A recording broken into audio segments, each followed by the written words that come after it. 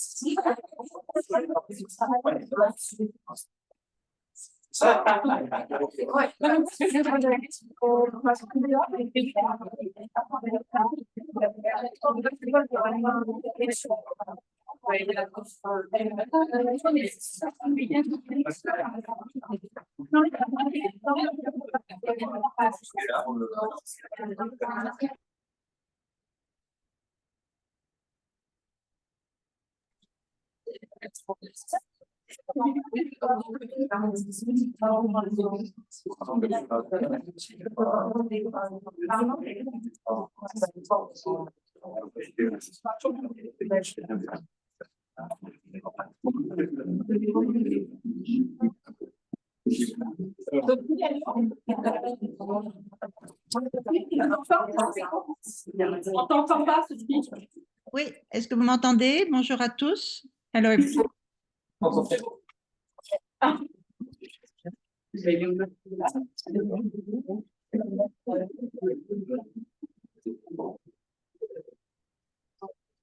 nous entend, est-ce que tu peux en vidéo?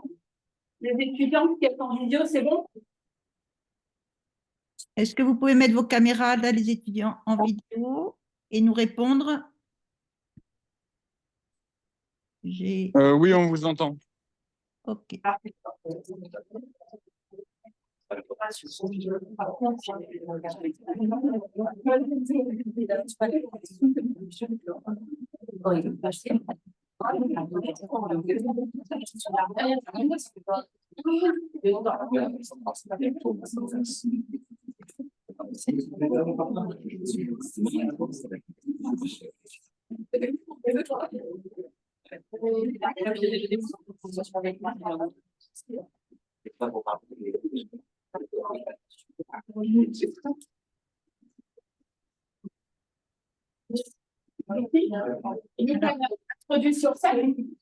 Oui, alors, oui, Florence, on doit parler. We need to speak English for everyone.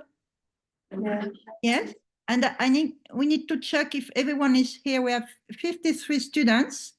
So you do it. How do we do it, Florence? To check if everyone is here. No, I don't have. Okay, so I have the list. I have the list. I have the list, Sophie. Ah, you have it. Okay. So I think we need to check one by one. Yes. Okay.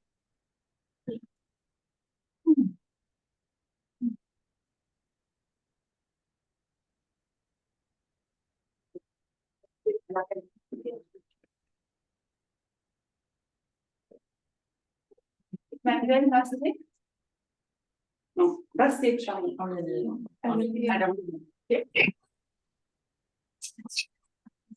Samuela Basset. Je pense qu'elles sont ensemble. Elles sont ensemble, c'est ça. Oui, c'est la même famille, je vois. Isabella da Silva, je crois que j'ai. Ok, elle est en ligne, je la vois. Ouais. Franca Garc en ligne aussi. Oui, connectée. Janine Subramonet. Oui. Mariam. Mariam est connectée aussi. Anna Diaz. Oui. Ouais. Luna. Oui. Alors, j'ai Emmanuel Basset qui dit, qui est en ligne en fait. Est-ce que vous êtes à deux en ligne, Emmanuel Basset?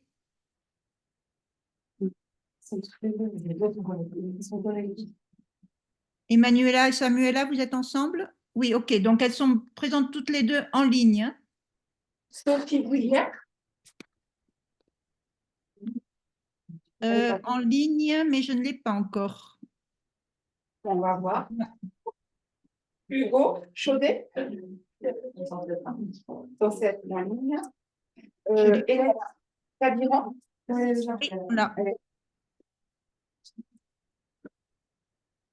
Antoine Magne, il est en ligne aussi. Yamina. Coucou, elle n'est pas là. Il y a deux Yamina. Yamina Kassem. Elle arrivera plus tard. Cassim, Victoire. Désolée si l'escamot, effectivement. Émilie Barras.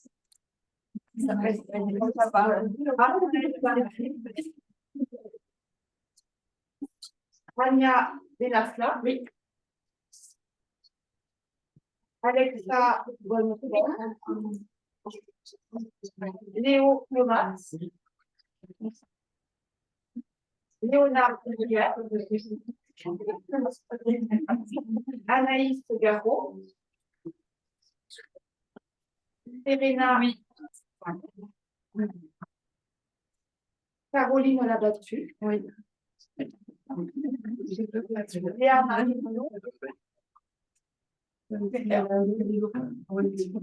Léon Marchal. Jacques Régnier. Oui. Chloé. Oui. Lola Gata. Oui. Elisa Rello. Oui. Maëline Roulet-Batman. Elisa Tanchot. Coralie Aguilar. Vincent Sony. Vincent Sony, les classes. Benjamin, je l'ai vu, qui a validé. Je connais. Solène Thomas.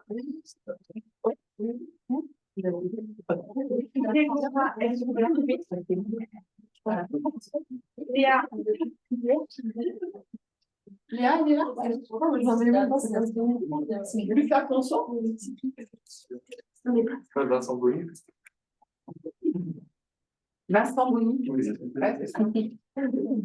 Lucas Ponson.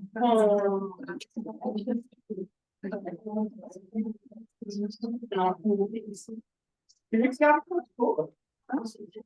Il n'est pas là. Et la nuit Sanchez. Ah oui.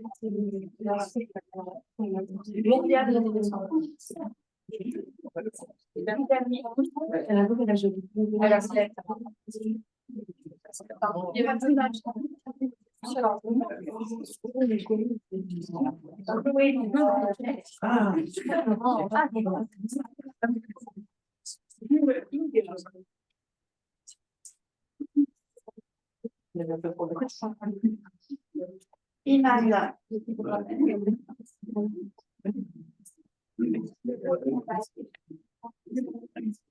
Elle n'est pas là.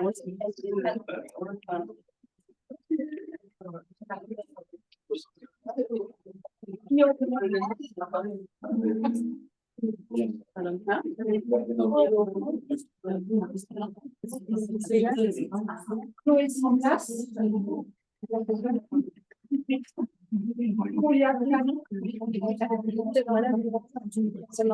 Et Nina Soukarina. Moi, je n'ai pas entendu ce que On ne parle pas tous en même temps. Je n'entends pas. je suis en step C, c'est plutôt le je pense. C'est coché parce qu'on m'a dit que tu étais là. Okay. Et par contre, qui c'est qui vient d'arriver? Peut-être Marjorie.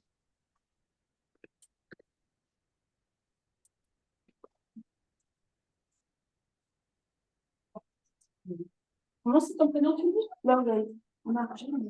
Non, mais dans le dernier, vous l'avez cité. Oui, je l'ai cité. La liste est longue, et donc. Ouais.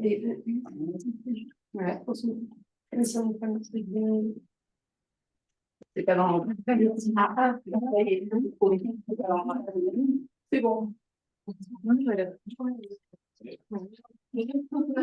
refera, il y en a d'autres qui arrivent, on refera l'appel des valeurs.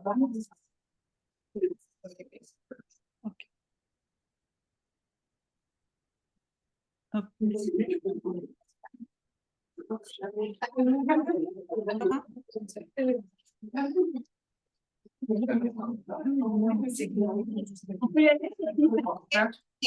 so we should switch to English. So welcome everyone. I think it's your first workshop, so you may be a little bit stressed, but you should not. We will speak slowly, and if it's not clear for you, you just have to ask to repeat or to rephrase. It's normal. So English should not be a problem.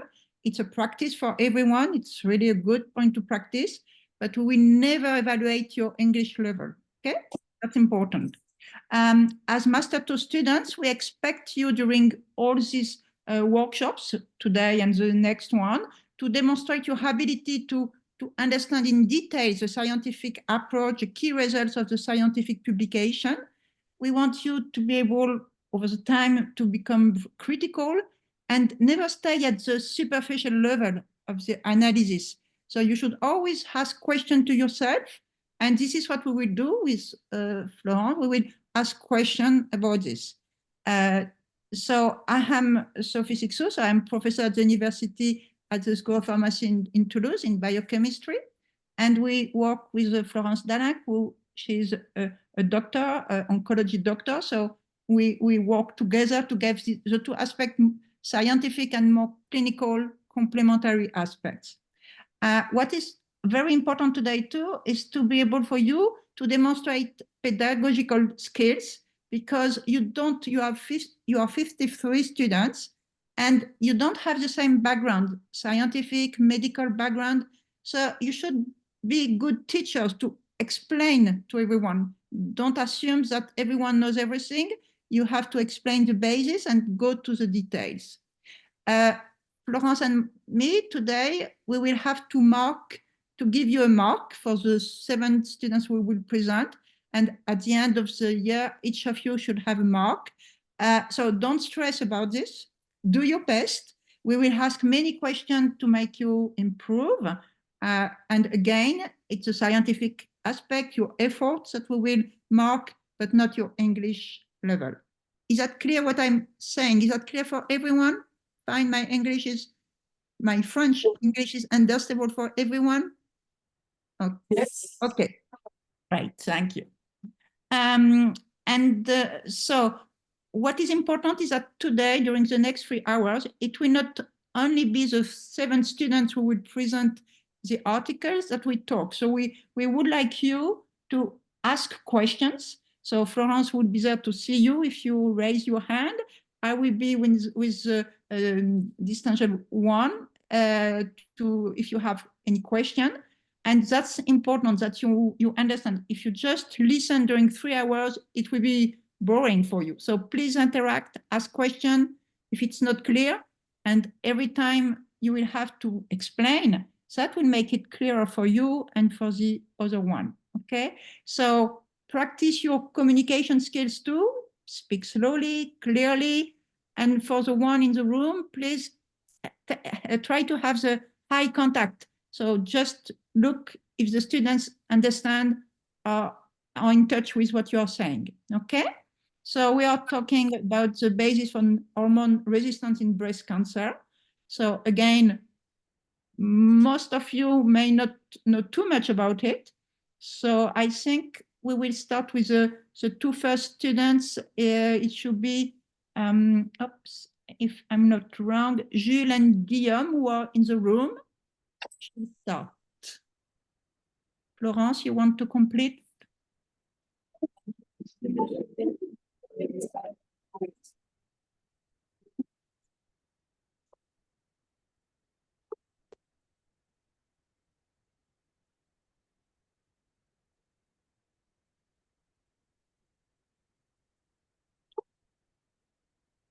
Okay, yeah, and if you can open your camera, it's much more friendly for everyone.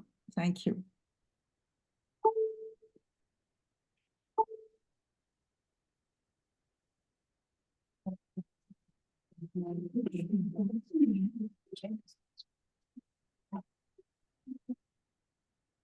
Ariane and Manuela, and you open your camera.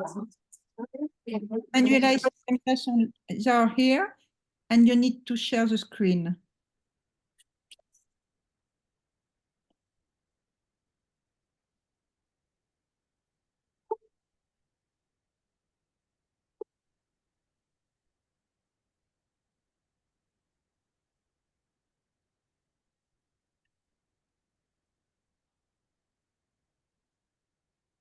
Great.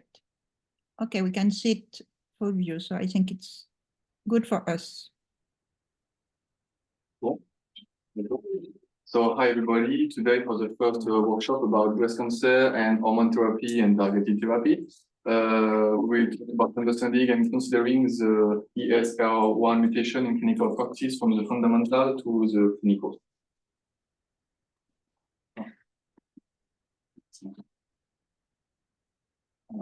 Donc, first we'll give you a little background with general review about the estrogen receptor positive HER2 negative cancer, hormone therapy and resistance, and about the ESR1 gene and its special role.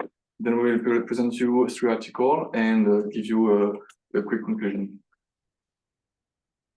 So just a reminder to start, the breast cancer is the most common cancer in women. Just in 2023, there is 60,000 new cases per year, with almost 12,000 deaths per year in 2021. There is almost 1 million cases in 2017, and we are pretty sure that today the number increased and is more than 1 million. On the right, you can see a breakdown of breast cancer of Scottish registry study, and we can see that estrogen receptor positive HER2 negative breast cancer is account a large majority of the breast cancer. There is 2 isoforms of, on le voit pas, we can see. I don't know how to remove this.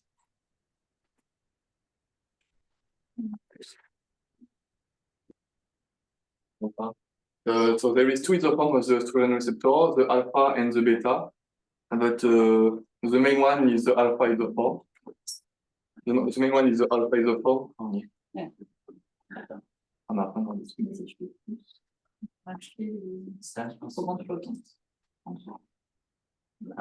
Yeah, so the main one receptor is the estrogen, is the alpha isoform. And for the rest of the presentation, when we will be talking about the estrogen receptor, we will be talking about the alpha one.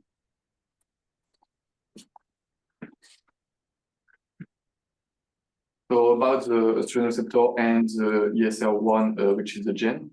So the ER protein is the estrogen receptor, which is essentially a nuclear protein. It is compound of a few domains, like in the C-terminal, the AF2 domain for activation function 2, which permits the function of the protein when the ligand bind, and the ligand is the estrogen. So there is a LBD, which is a ligand binding domain. In the N-terminal, there is also the AF1 domain, which is for activation function 1, but it don't need the bind of the estrogen of the agonist.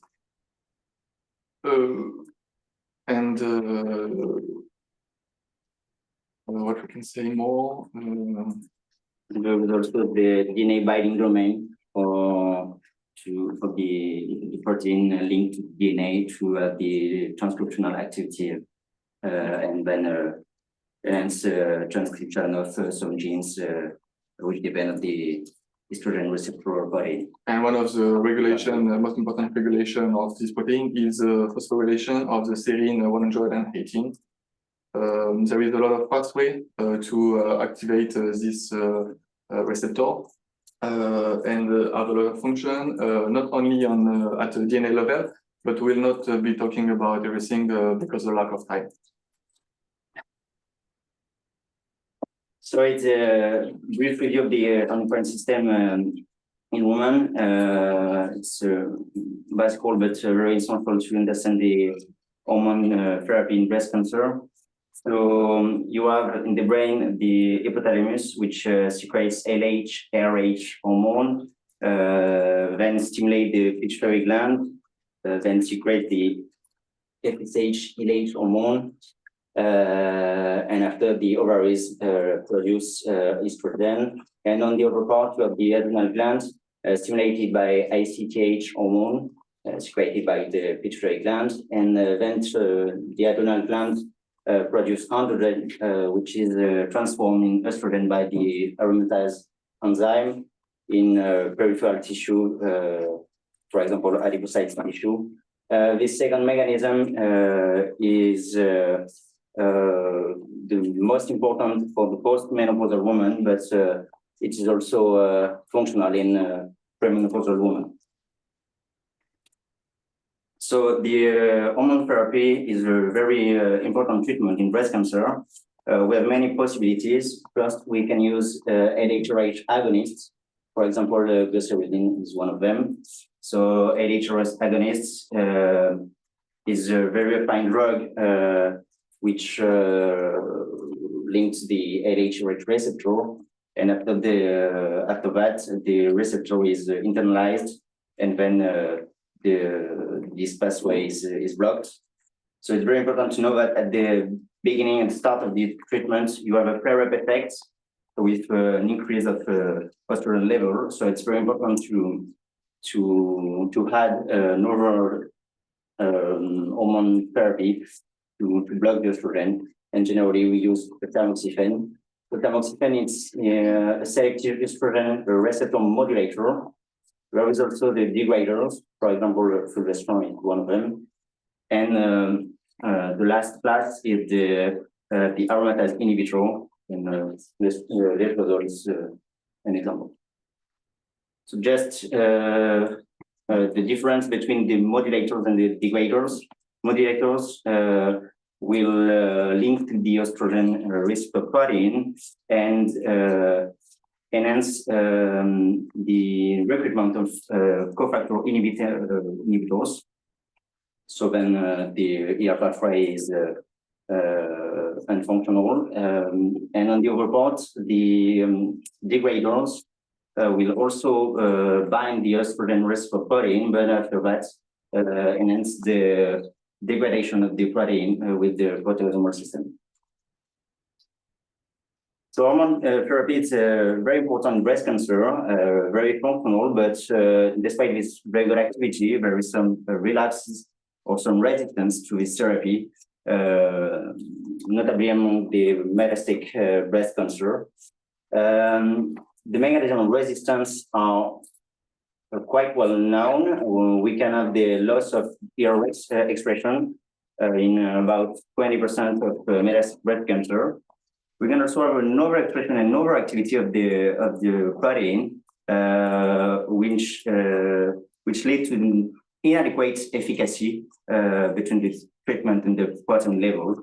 We can see also the modification of the microenvironment of the tumor. And finally, the most important mechanism is the mutation in the ESR1 gene.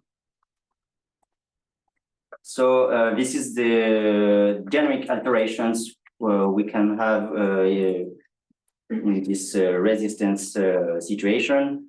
We have amplification of the gene, so it's about 0 to 30% among the different studies, but it's not so clear because generally in these studies, the gene amplification was detected by fish, so it led to false positive because of the number of the transcript in the nucleus, so it's probably overestimated. We have also rearrangement of the gene, for example, ESR1 with CCDC 170 or with EAP1, and these rearrangements lead to an overactivity of the transcriptional function of the estrogen receptor pathway. But finally, the most important genomic alteration is functional mutations, and it's in marker in the LDD domain. We can see these mutations in primary tumor, but it's not very, it happens not very often, only 3% of the patients.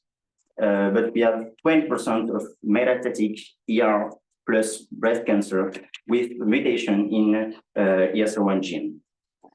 On the right, you have the difference between 2015 and and 19. And as you can see, we described a lot of mutations, but we will talk about it just after.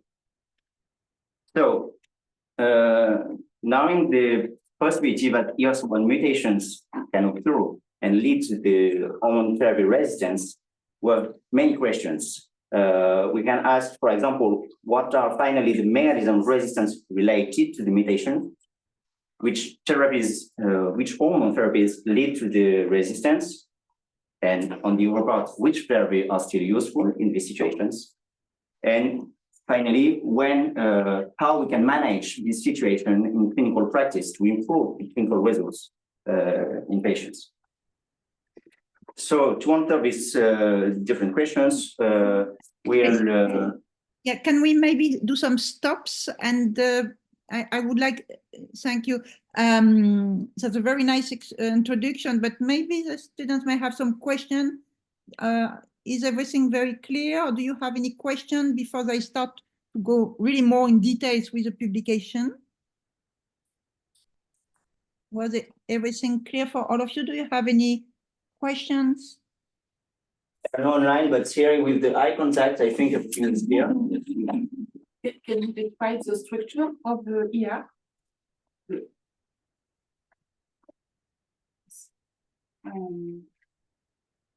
Here? Well, ID is the ligand binding domain. Can you explain, Richard? Yeah, so the ligand binding domain in the protein is the part of the protein who permits the ligand-dependent function of the protein. So in this with this part, when you have the estrogen hormone binding to the estrogen receptor, to the protein, if thanks to this part of the protein, you can have then the activation of the transcription of gene which depends of finally this pathway. I don't know if it's clear. Yes. And what's the difference between AF1 and AF2? The AF1 don't need the binding or the bind of the estrogen. Okay. So there is the function of the protein. In fact, maybe with this, it's Yes. very valuable, but here you can see there is a possibility without the estrogen hormone that so in this depleted condition, the ER protein can lead to a transcriptional activity by many pathways. For example, I think PIK, Yes. P pathway is one of them, and with many kinase activity, you have at the end the phosphorylation of the ER protein. So without the need of the estrogen hormone, you have the phosphorylation of the protein on the serine 118 mainly, and after this phosphorylated estrogen receptor protein lead to a transcriptional activity, but it's in independent estrogen condition. Yes, and And that's it's thanks to this part of the protein, this functional part of the protein, which is called AF1, localized in terminal domains. Yes. And that's a very important point because you are talking and focusing on ER-positive breast cancer initially with potential resistance, but when a breast cancer is diagnosed, what is the percentage of tumors which are hormone positive and hormone negative average? I don't know exactly the numbers in France, but it's approximately 15 to 20% ER negative cancer, and it's about 80% of ER positive cancer. And among the AR positive cancer, you have the HER2 negative, which is the most part of them. Here in red in this British Scottish study, and it's a very very important important subtype because it is finally the most frequent. After that, you have also the ER plus HER2 positive cancer, but it's not the subject of our topic today, of our presentation today. Yeah, but I think it's very important. So I think it's more 60% of ER or closer ER positive. But what is important is what is the survival expectation for a ER positive tumor or ER negative compared to ER negative or triple negative with no HER2? Yeah, it's a very important point. In fact, the triple negative cancers, so ER negative, HER2 negative, here in blue, have a very bad prognosis. So it's maybe the main challenge here in clinical practice for the patients. The ER positive, HER2 negative cancer in red have a different story. We have most of the tumor which are diagnosed at a primary stage. So thanks also to the health practice, with the mammography, etc. So we have very good results in this type of tumor, but in this subtype, there is also metastatic breast cancer, ER plus and HER2 negative, and these cancers are not cured today. It's also a big challenge, not maybe the same than the ER negative, HER2 negative, but it's also a big challenge because at the end, it is impossible to cure patients with metastatic breast cancer, even if they are ER plus, HER2 negative, and even if we can prescribe hormone therapy. I don't know if it's really the point you want to highlight. Yes, I think it's important because before we go in details, and if you come back to the slides you just show with the mechanism, because yes, exactly this one. So you see on the left that the ER positive tumors, and that's the one we are focusing today. But when you develop a resistance, you may switch to the right part and other activation pathway. I think that's the reason I think it's important to focus. Okay, that's very clear. Any other question, or we can start with the first article? Okay. Thank you. Yeah, so this first article was published in 2013 in Nature Genetics, and the aim of this article was to finally to describe the S1 mutations and to understand the mechanism of hormone resistance therapy when these mutations occurred. So first, the authors performed NGS, next generation sequencing, in 230 genes commonly mutated in cancer, but especially in samples from patients with metastatic ER plus breast cancer progressing under hormone therapy. So this tumor DNA was analyzed by NGS, and they also performed NGS in, so it was for 36 patients, and they also performed the NGS in leukocytes DNA samples among 22 patients from these 36 patients to compare finally the normal DNA and the tumor DNA. So in the figure here, you can see in the 22 patients, matched patients, in comparison with very famous databases such like TCGA, in this particular situation of metastatic ER plus breast cancer progressing under hormone therapy, you have gene mutated such like ERBB3, RPTOR, and ESR1 in comparison with the database of ER-positive breast cancer.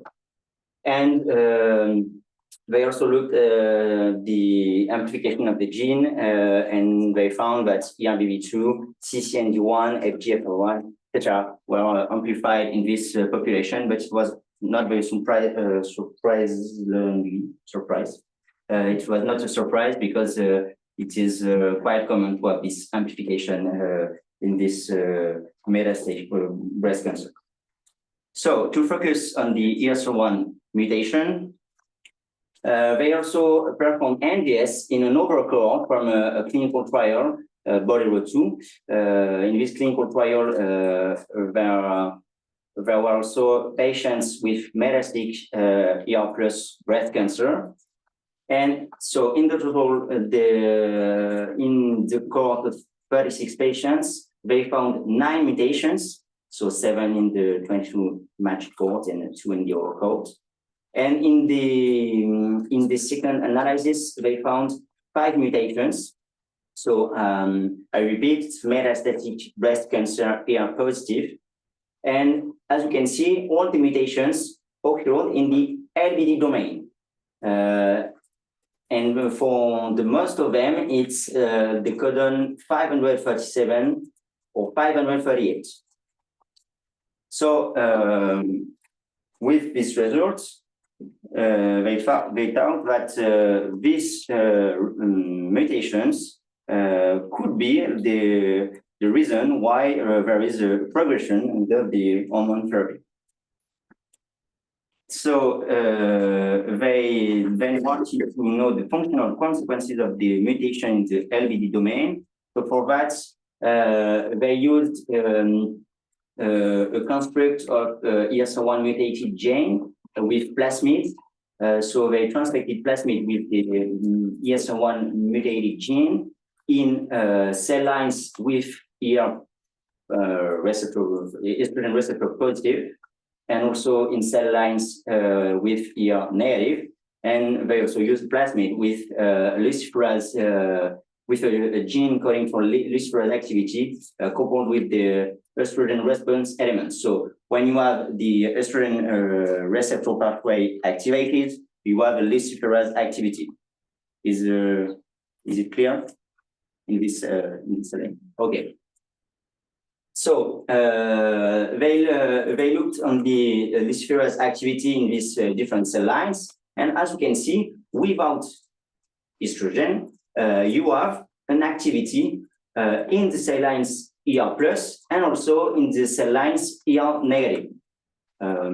So these results are very interesting because we can think that in these mutated cells, there is an activation of the ER pathway independently of the hormone, of the estrogen hormone. And it's very important with the 537 and 538 mutations. So then they performed microarray analysis to have the transcriptional, to analyze the transcriptional function, but here in MCF-driven cells, so the ER plus cells, in a hormone depleted condition. And as you can see, here in the mutated cells, ER1 mutated cells, you have an increase of the transcriptional activity in the gene targeted normally by the ER pathway.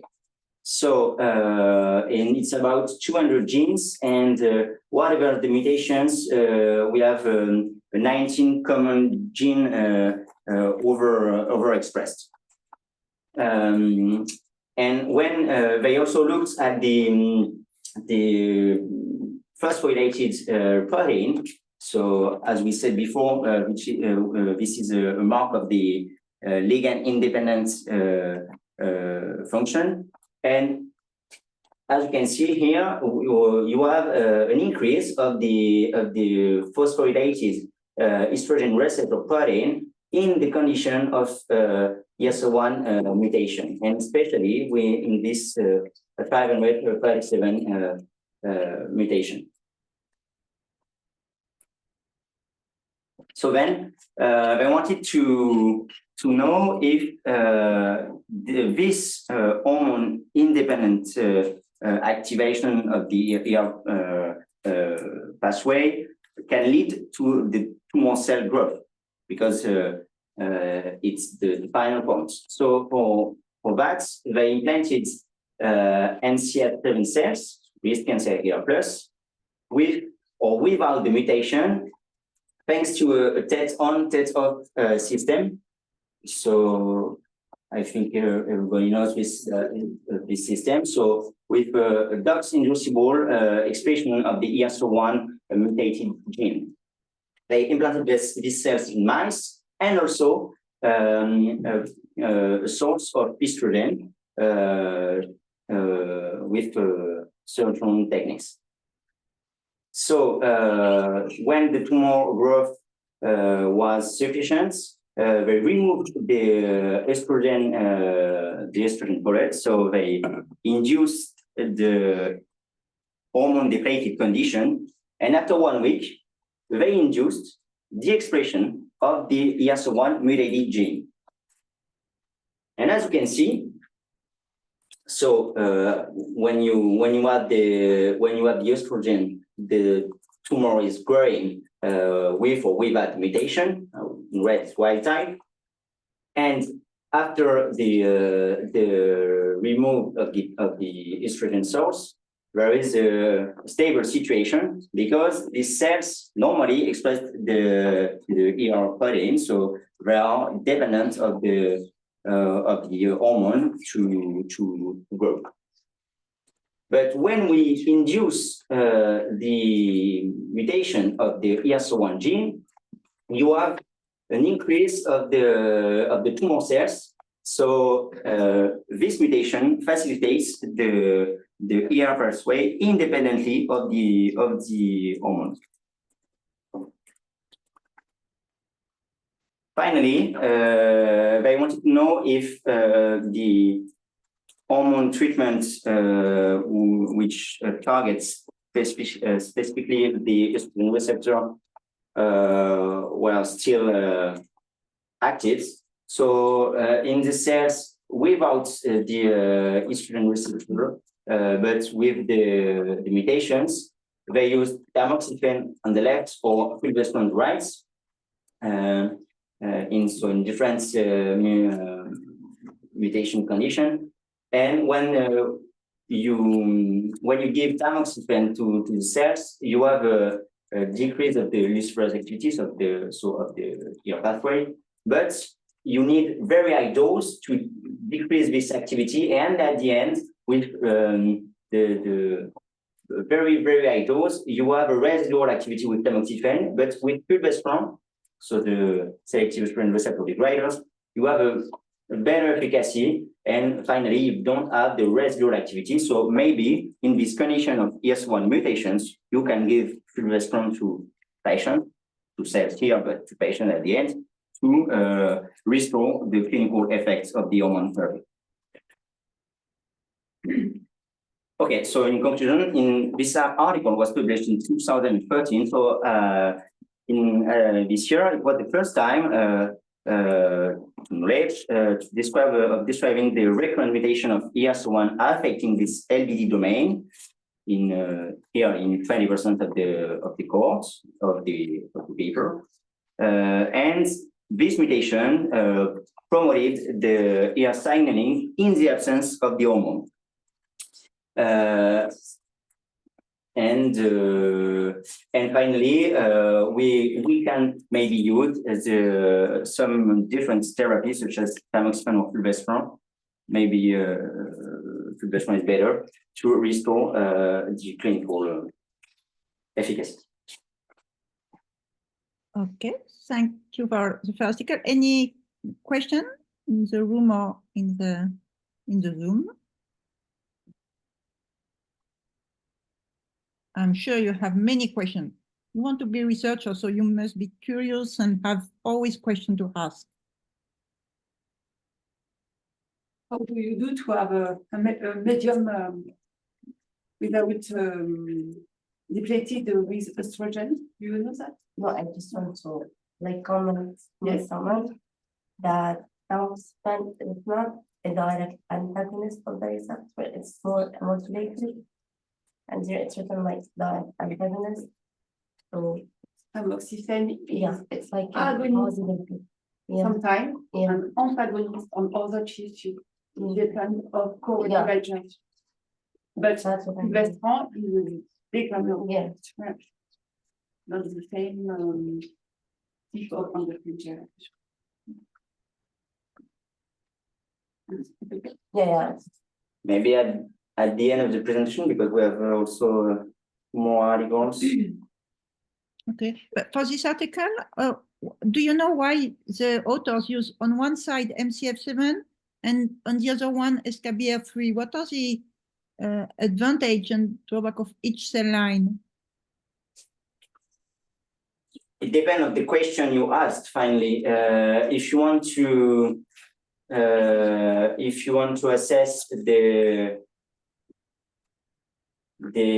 switch of the protein function, I mean before mutation, the function is promoted by the AF2 part of the protein, so the ligand dependent function of the protein, and after the mutation, if you think after the mutation, this is more related to the independent ligand part of the protein. It's better to use cells with ER positive because at the baseline these cells need the hormone, and so if you want to show that there is an activation of the ER pathway after mutations independently of the hormone, I think it's better to use these cells. Mm-hmm. Yes, yeah, you got an endogenous receptor, and of course, yes, all the surrounding is similar. And what is the importance of the luciferase test? Which kind of plasmid do they use, and what is the purpose of the luciferase assay? I don't know exactly what kind of plasmid they used. It was not very well described in the article, but the luciferase is just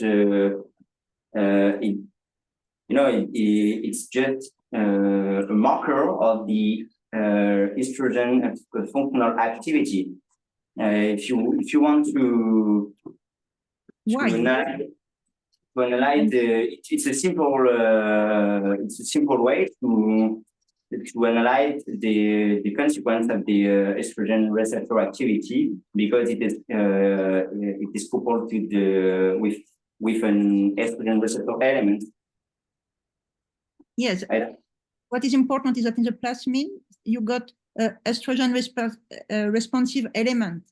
This is what is important in the plasmid that you have to look for, and that explain why it's reveal the transcriptional activity, because you have this promoter and the ERA.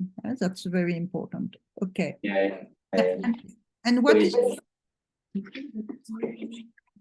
Yeah. Sorry. Yeah. And what are the limits of a xenograft of MCF7 in mice? That's a very nice model, and this article is great with so many experiments and very complex. But what are the limits of any results in of xenograph? Because that's the limits. First, I don't know exactly what kind of xenograph they performed, because I understand that the cells were subcutaneously implanted, but without it's not it's not biopsy, so from tumor to then implant in the mice, so you don't have the microenvironments.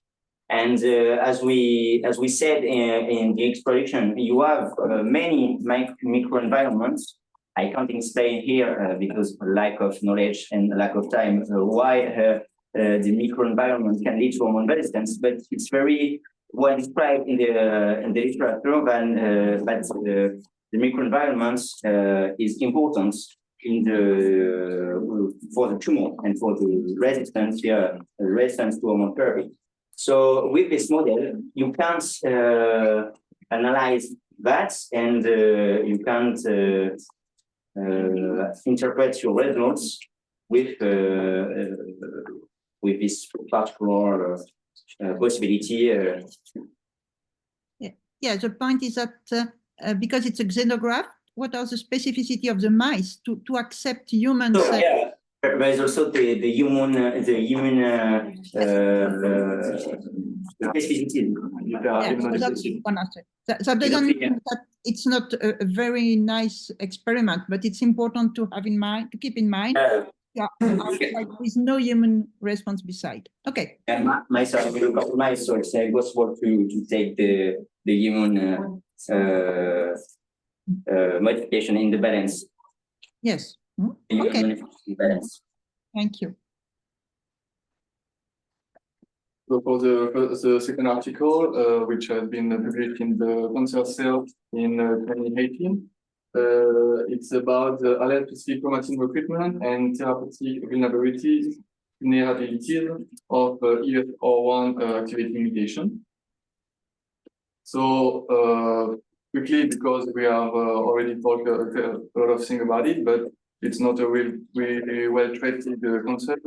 It's one of the most efficiency treatment is hormonotherapy by inhibiting the estrogen receptor with reducing estrogen or antagonists or degraders. It allows to reduce the risk of the recurrence and improve outcome. But there is resistance, and the problem is that the resistance mechanism of the endocrine therapies remain unknown. So it has been described that in the literature that the gene ESR1 is most of the time mutated in estrogen receptor positive cancer metastasis and recurrence.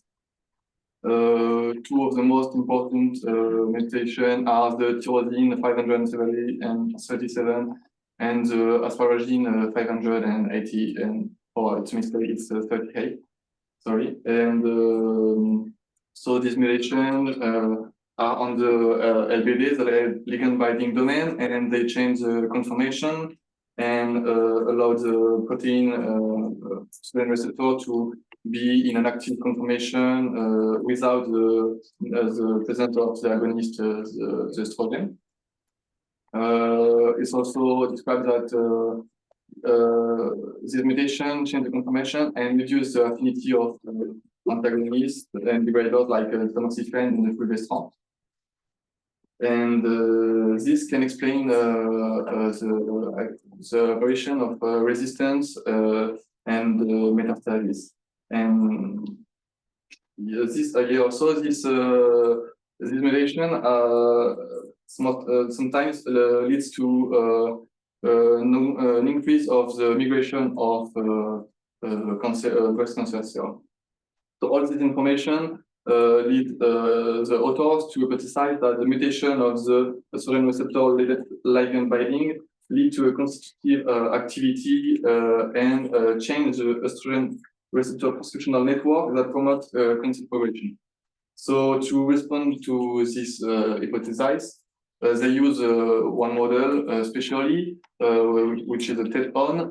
So quickly, there is a protein RTTA, which is expressed in the cell thanks to nature.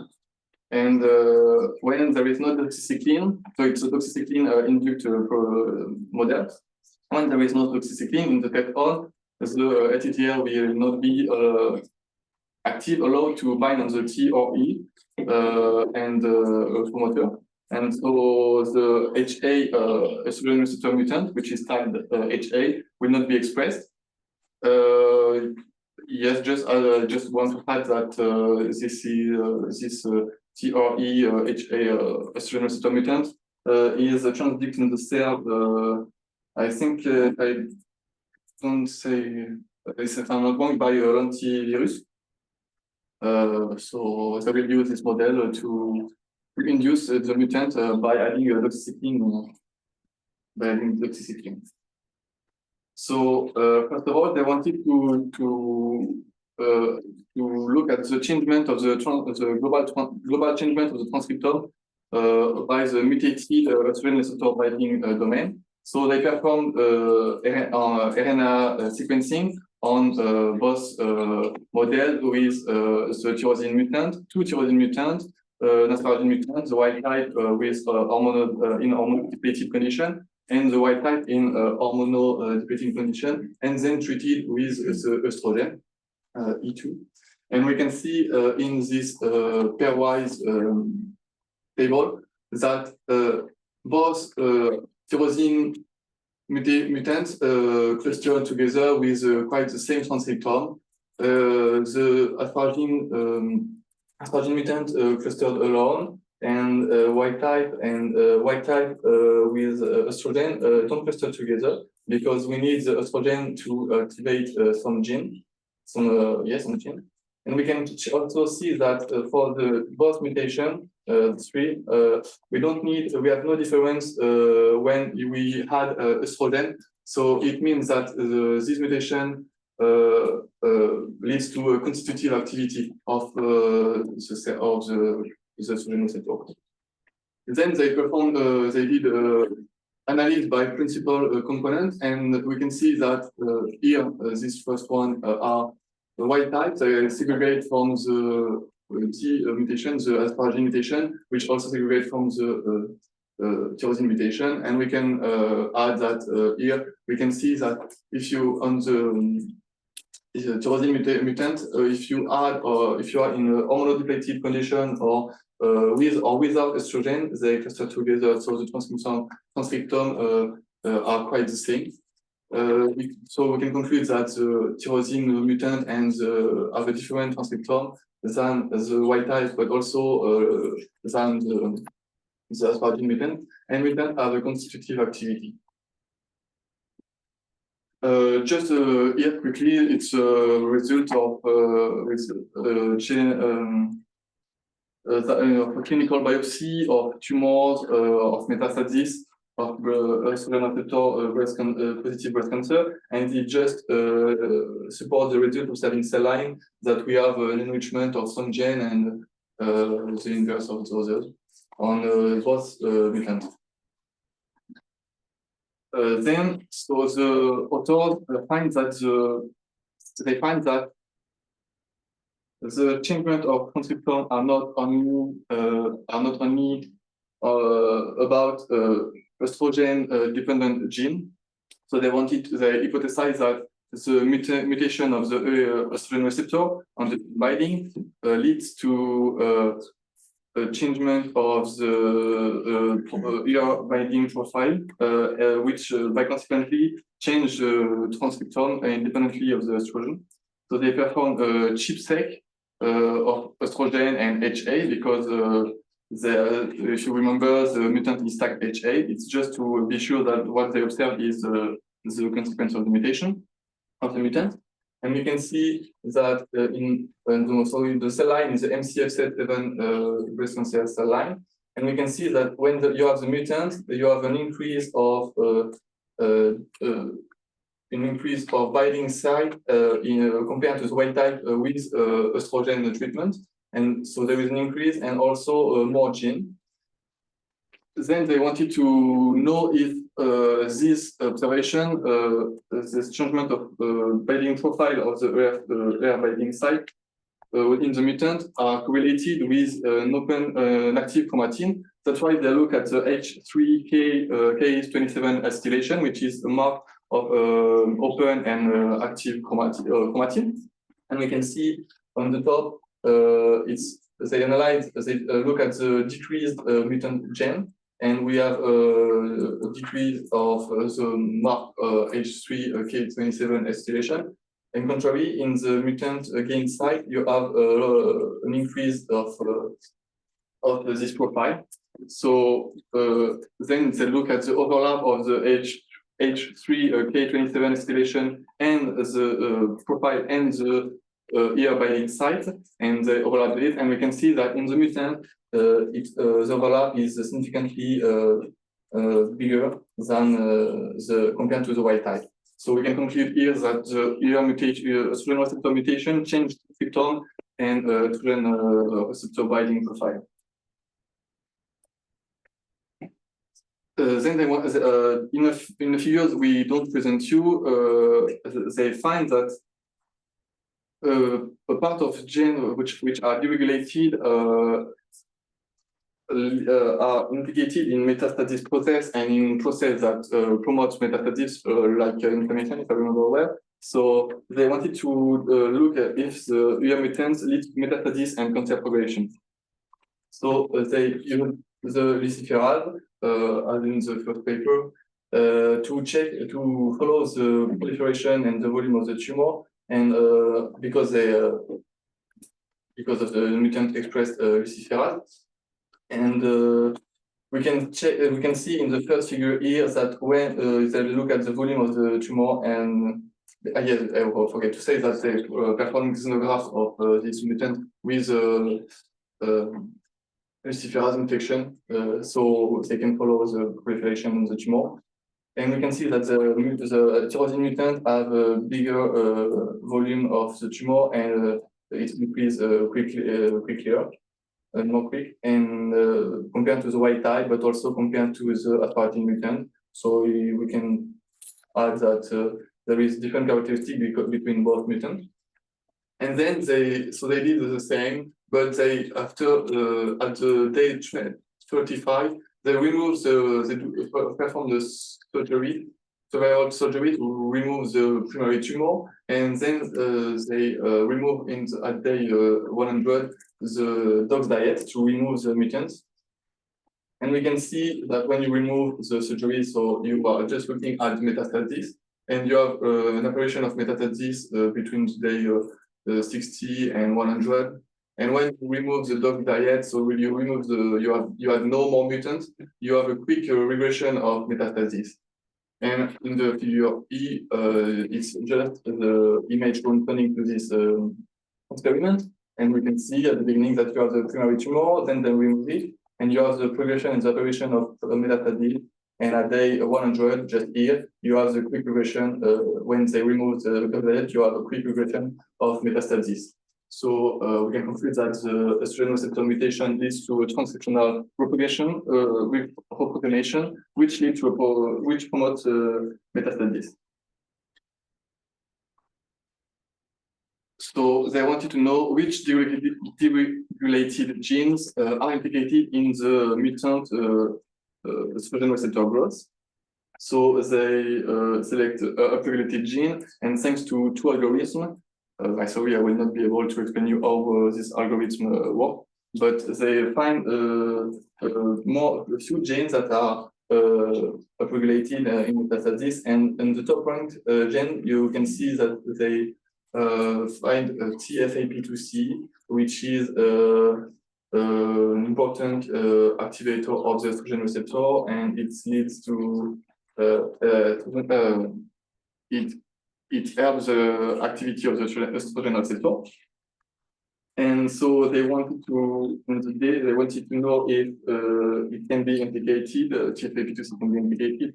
So they perform chipset of estrogen receptor, the HA, it's like quite the same as the estrogen receptor, to be sure, because it's a tagged mutant, and the mark H3K27 acetylation on the promoter region of this TFAP2C.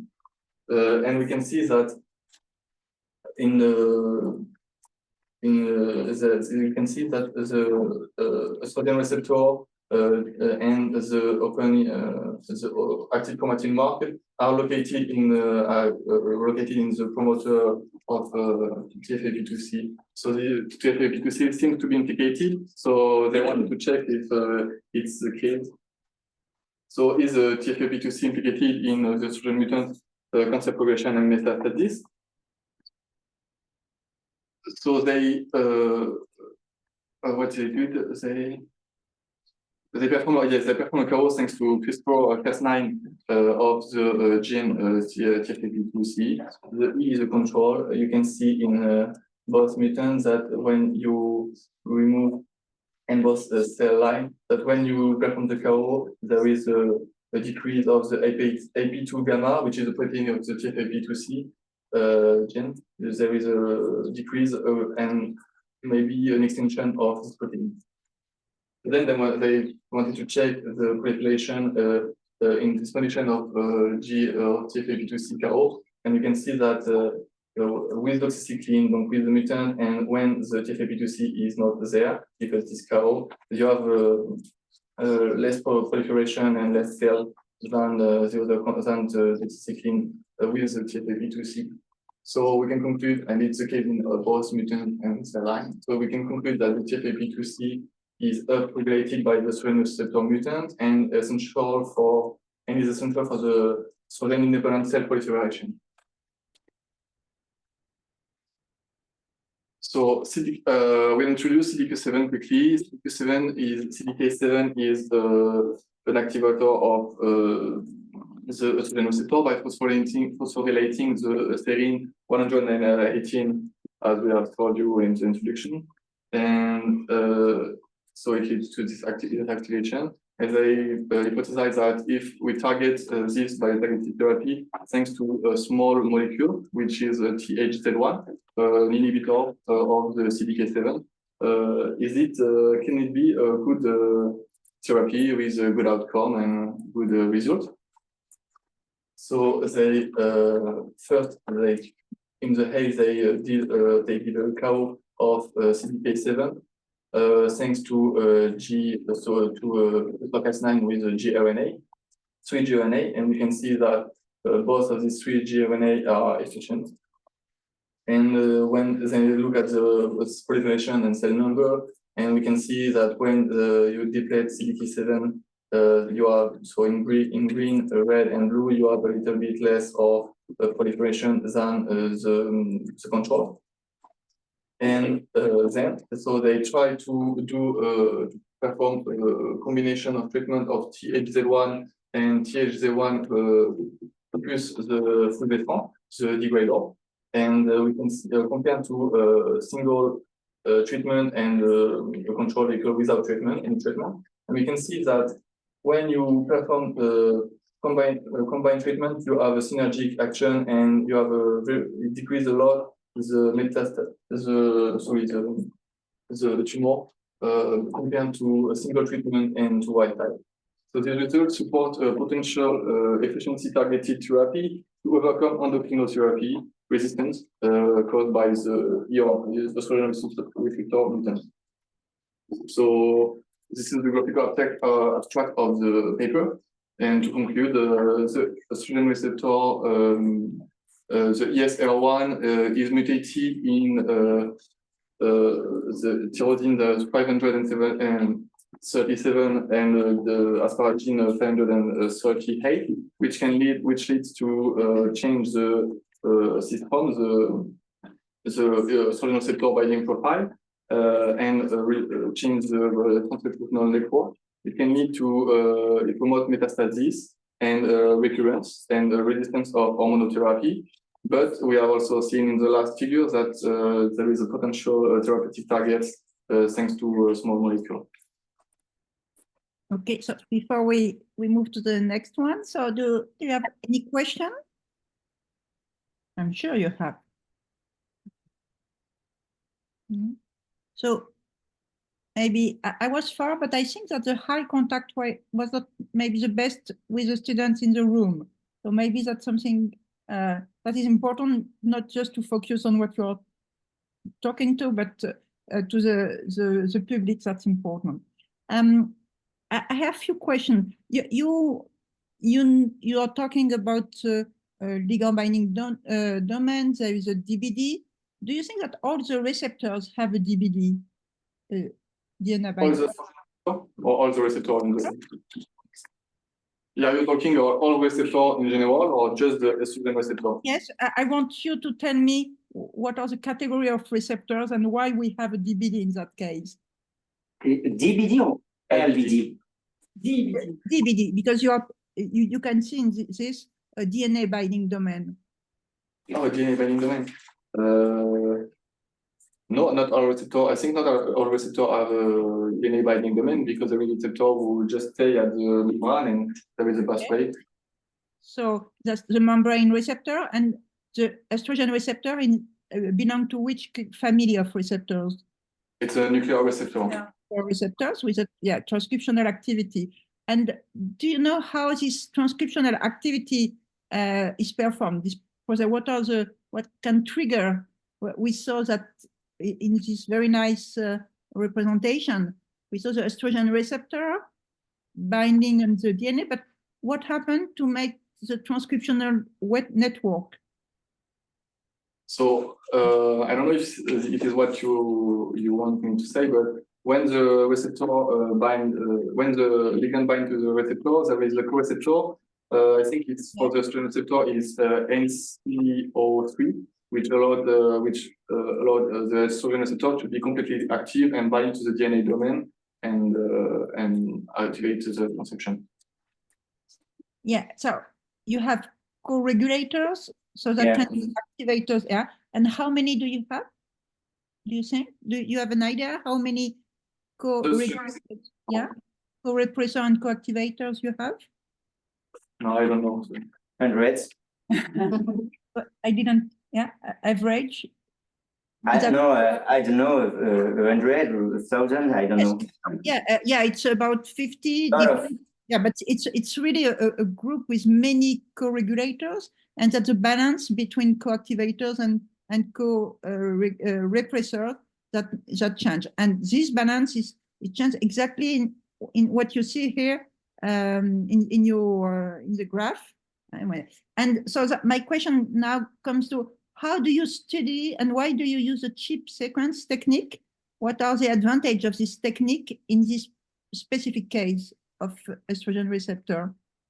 So the chipsec allowed to find the binding domain of the DNA. But what are the main characteristics and advantages of this experiment?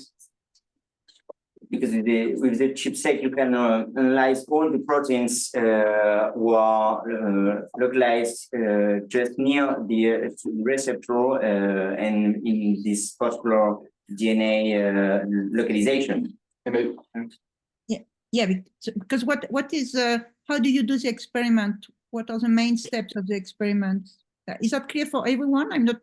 Just to be sure that everyone. If at the examination you need to use it, you have to know what is the purpose and how to use it. So in just 2 sentences, how can you describe the chipset technique in that case? So basically, they do cross-link to cross-link the protein or what you are looking for, because it can be everything. It can be another thing than the protein. You bind it to the DNA, you cross-link it.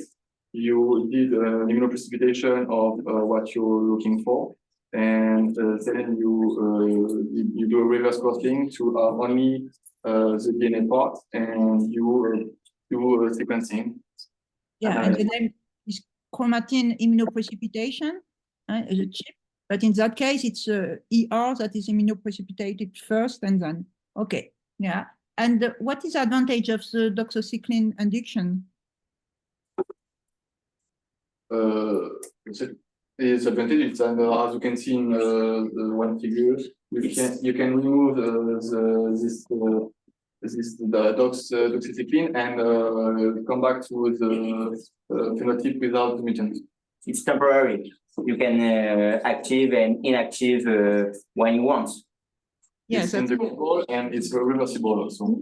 It's very important, mainly in vivo, because then you let the cell multiply, and then you can activate and examine for a very short period. Okay, thank you. Okay, so let's move to clinical application now with this third article, which was published in Lancet Oncology in 2022.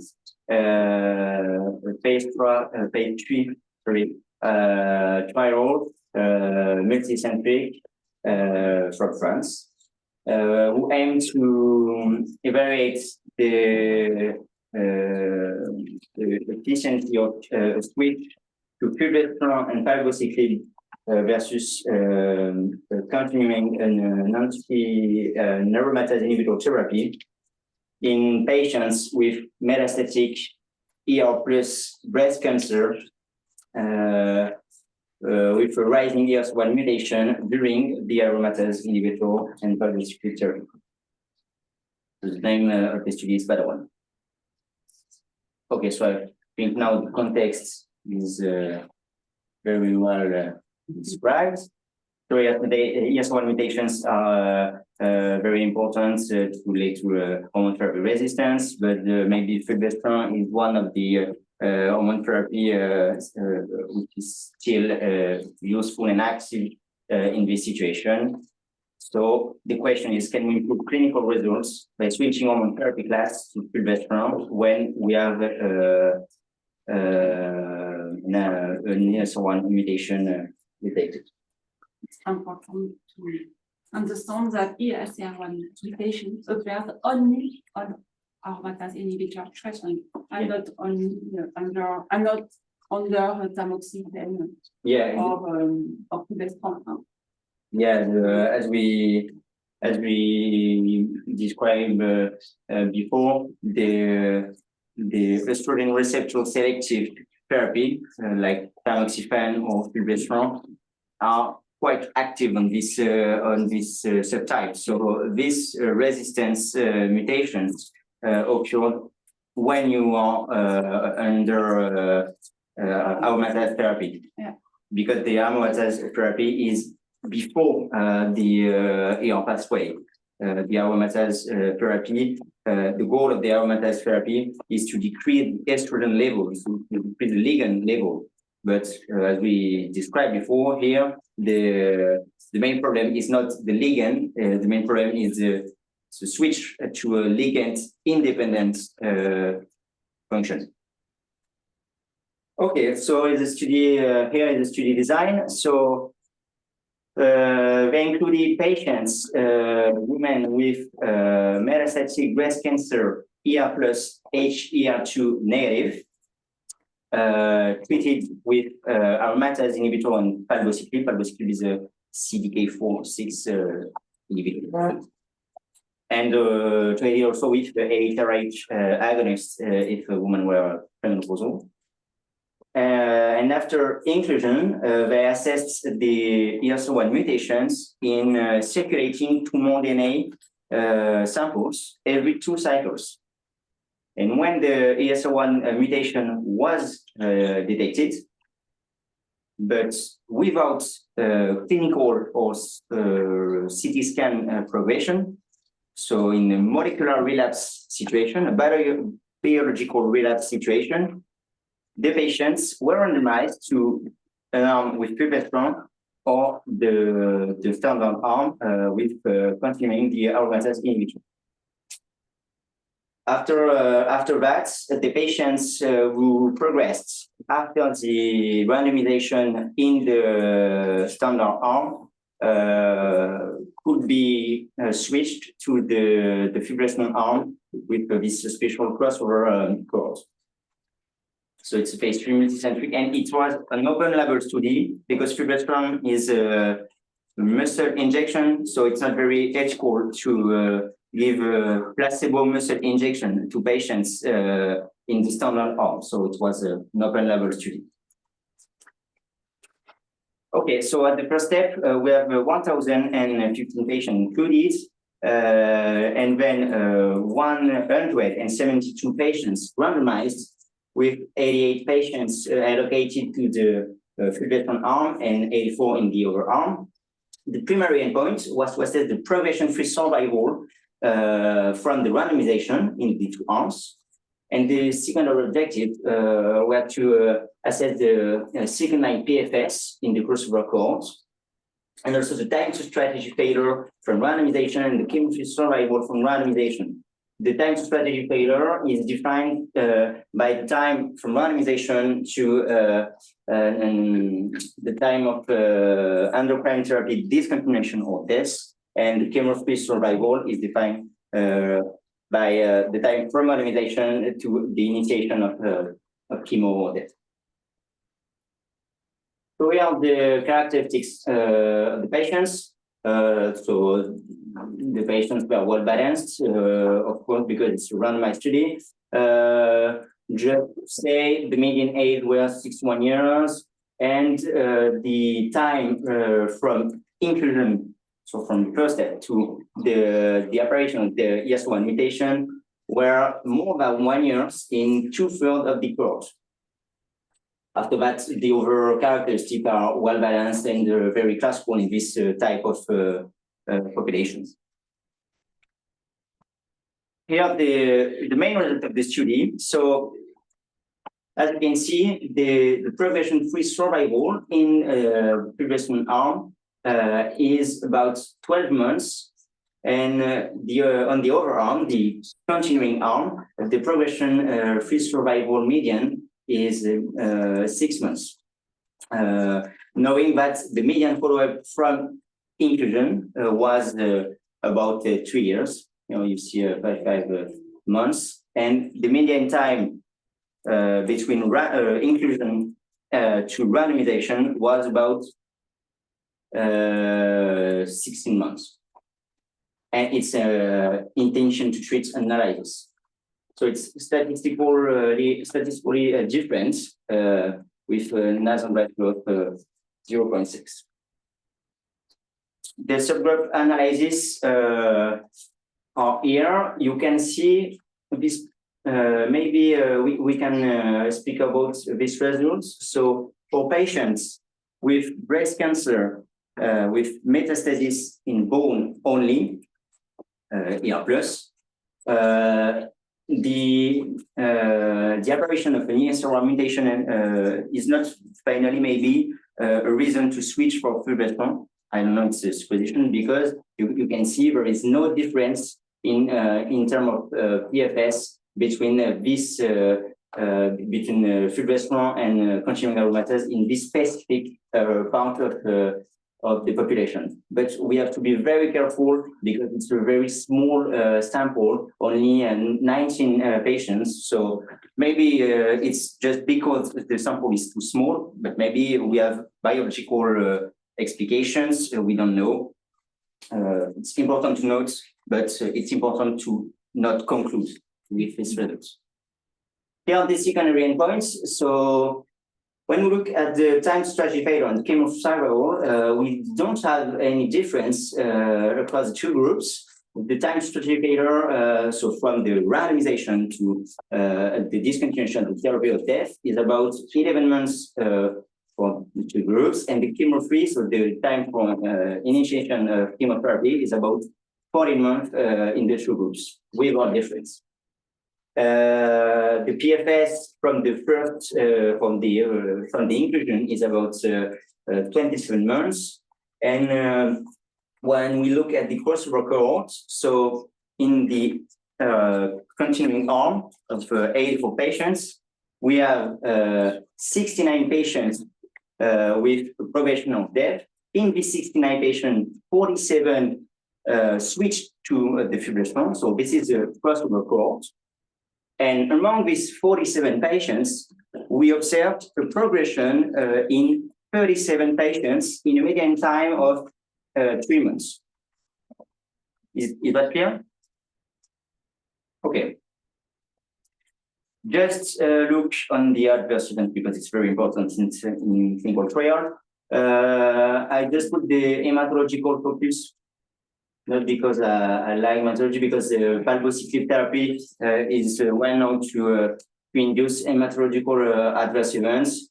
There are no difference across the two groups, and it's very classical with about 40% of grade 3 or 4 neutropenia and less than 2% of grade 3 or 4 anemia and thrombocytopenia. So well-tolerated treatments. Okay, so with this article, we have very good results with better PFS in this molecular relapse strategy with the switch for a better hormone therapy in this ESR1 mutation situation with no new toxicities.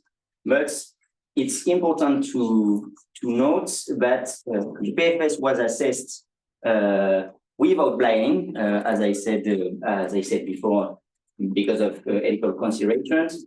The chemo-free survival and time to failure survival were not different, so there's still a place to increase our clinical efforts. And regrettable points, but I think it will be published in next month, is that there was no evidence, there was no results comparing the different ESR1 mutation in the article.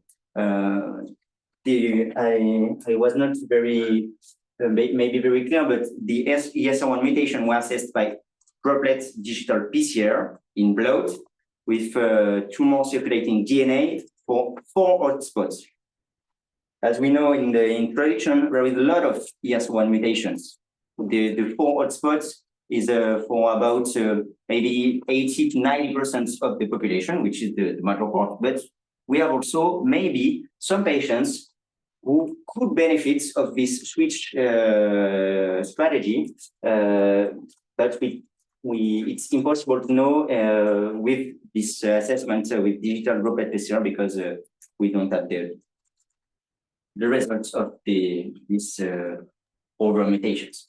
So just to recap and to learn, this phase 3 trial is very interesting because it assesses for the first time the relevance of a real-time monitoring ESR1 mutation and a strategy with when you detect the mutation. And it's also very interesting because it's a molecular relapse strategy. So here, when the mutation switched to the previous therapy, they were on complete remission, not complete remission, but the disease was stable at least. So it's biological strategy, biological relapse strategy, and with this strategy we improve the clinical results. So it's very important and very new concept, not so new, but very present concept in solid tumors. And I think with that point, this article is very interesting. Okay. So to conclude quickly, because I think I've done a little bit more than 30 minutes. But so what you need to remind is that the ESR1 mutation is a key of endocrine therapy resistance.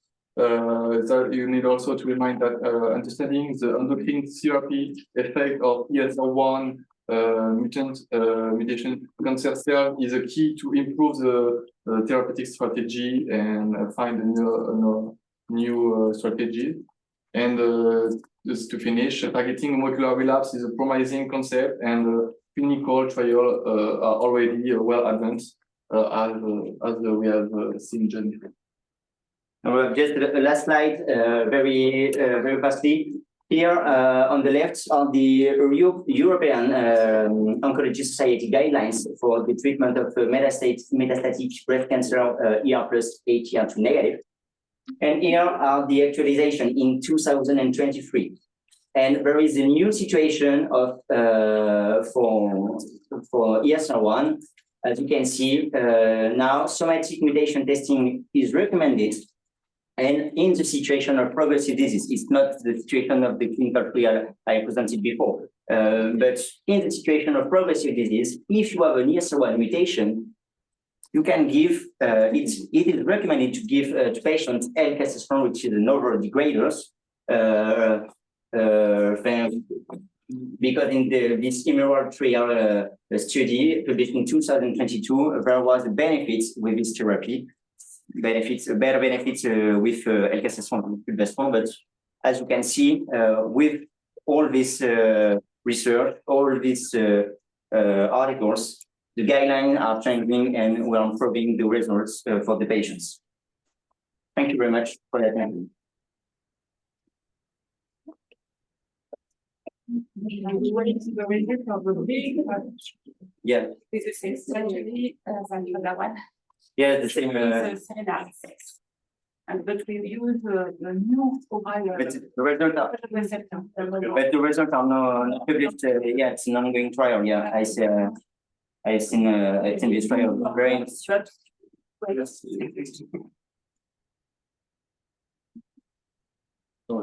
You have any question online? Maybe I don't know. Okay, so the student have not, I think, yeah, because we, of course, it was 20 minutes without the question, but still we need some question for the other one, so we might stop here. So that was Guillaume and Jules. Yes, both of you. Yeah, and it was, I think, excellent. Florence, what do you think? I think it was excellent presentation and understanding. So you put the bar very high for the other one. Thank you very much. So the next one are Anaïs and Serena.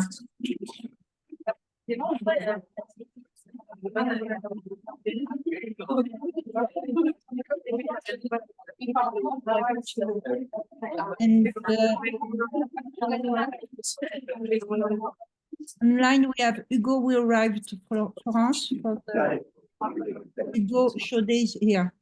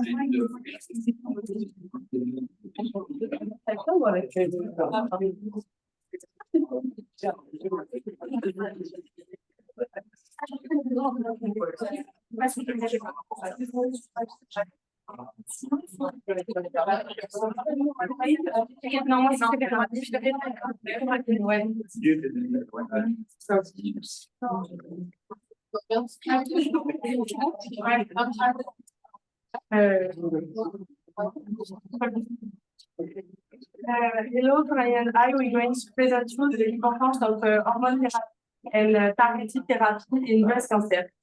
During this presentation, we will talk about Please, three. you need to share the screen. We cannot see online. Sorry. You need there's a green arrow and you can share the partager.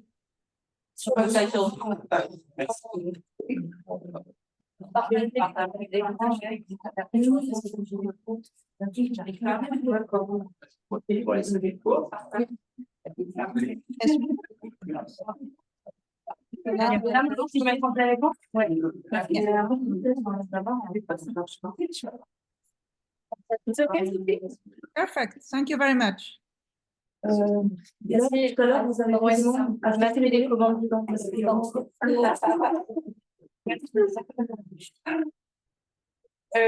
So during this presentation, we'll talk about the 3 articles independently on common topic breast cancer.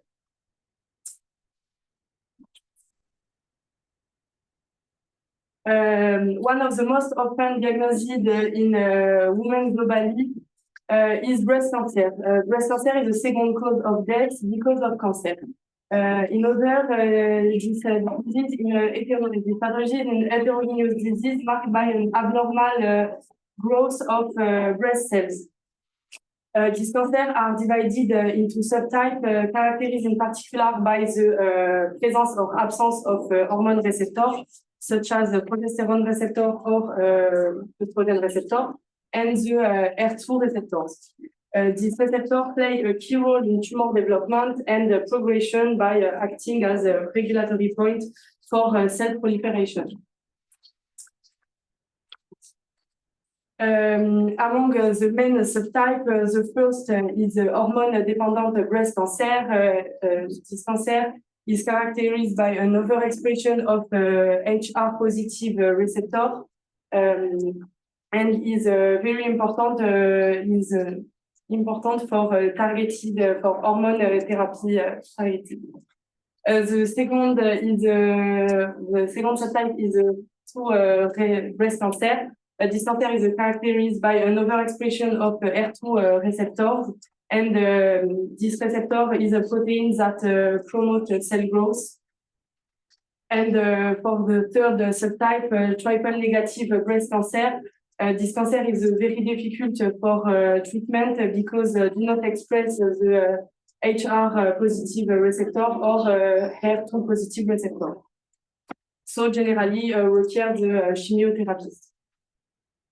Advances in breast cancer treatment, such as hormone therapy or targeted therapy, have significantly improved patient survival. However, resistance to treatment represent a major challenge.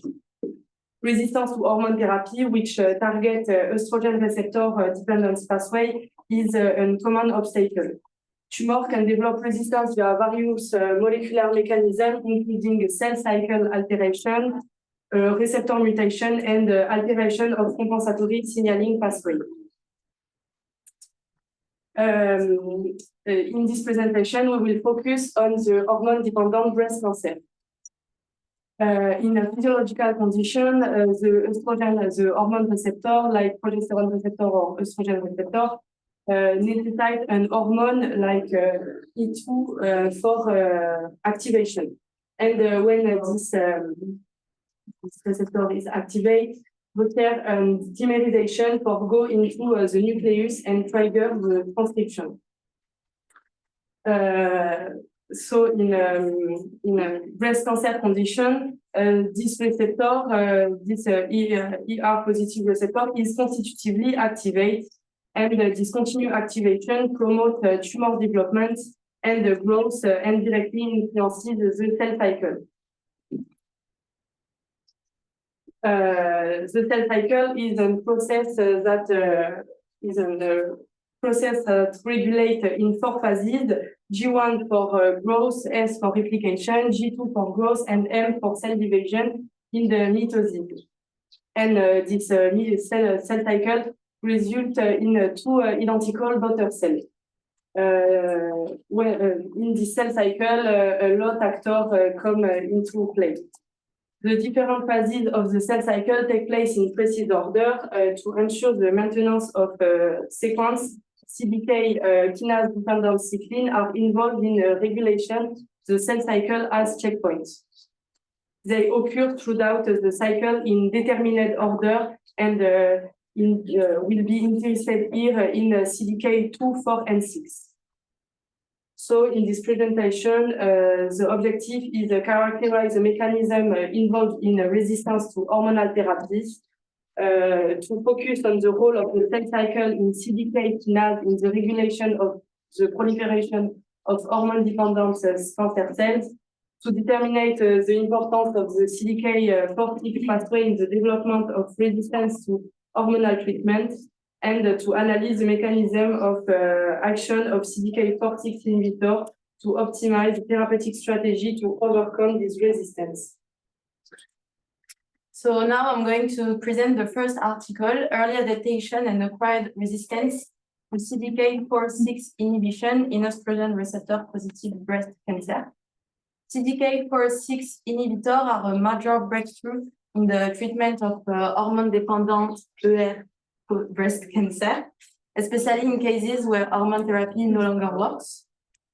That inhibitor, which have a cytostatic effect, block the cell cycle in G1 phase by stopping the phosphorylation of the retinoblastoma protein, or PRP. Their effectiveness is limited by two main challenges: early adaptation, where some cells escape the treatment, and acquired resistance, which develops over time. The aim of this study is twofold. First is to understand the molecular mechanism responsible for this resistance.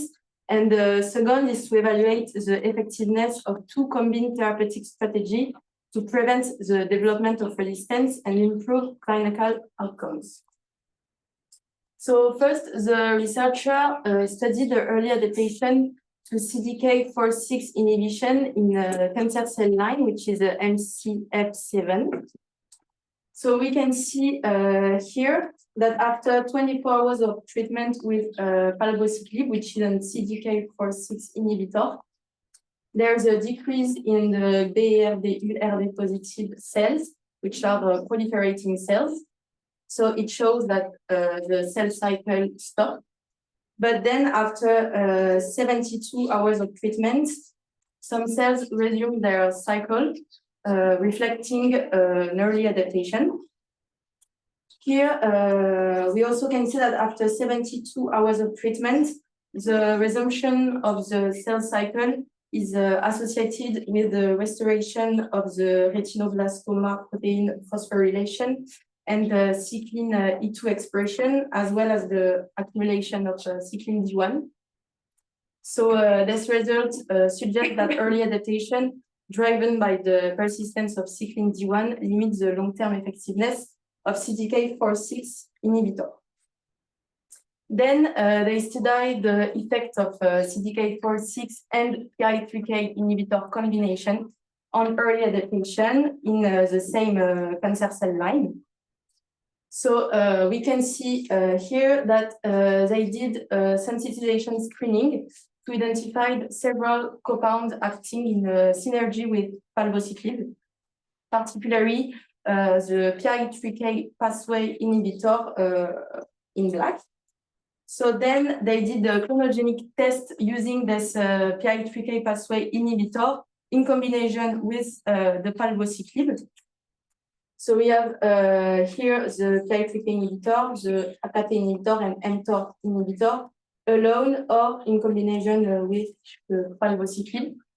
And we can see that the combination between both inhibitors reduced the cell ability to form colonies.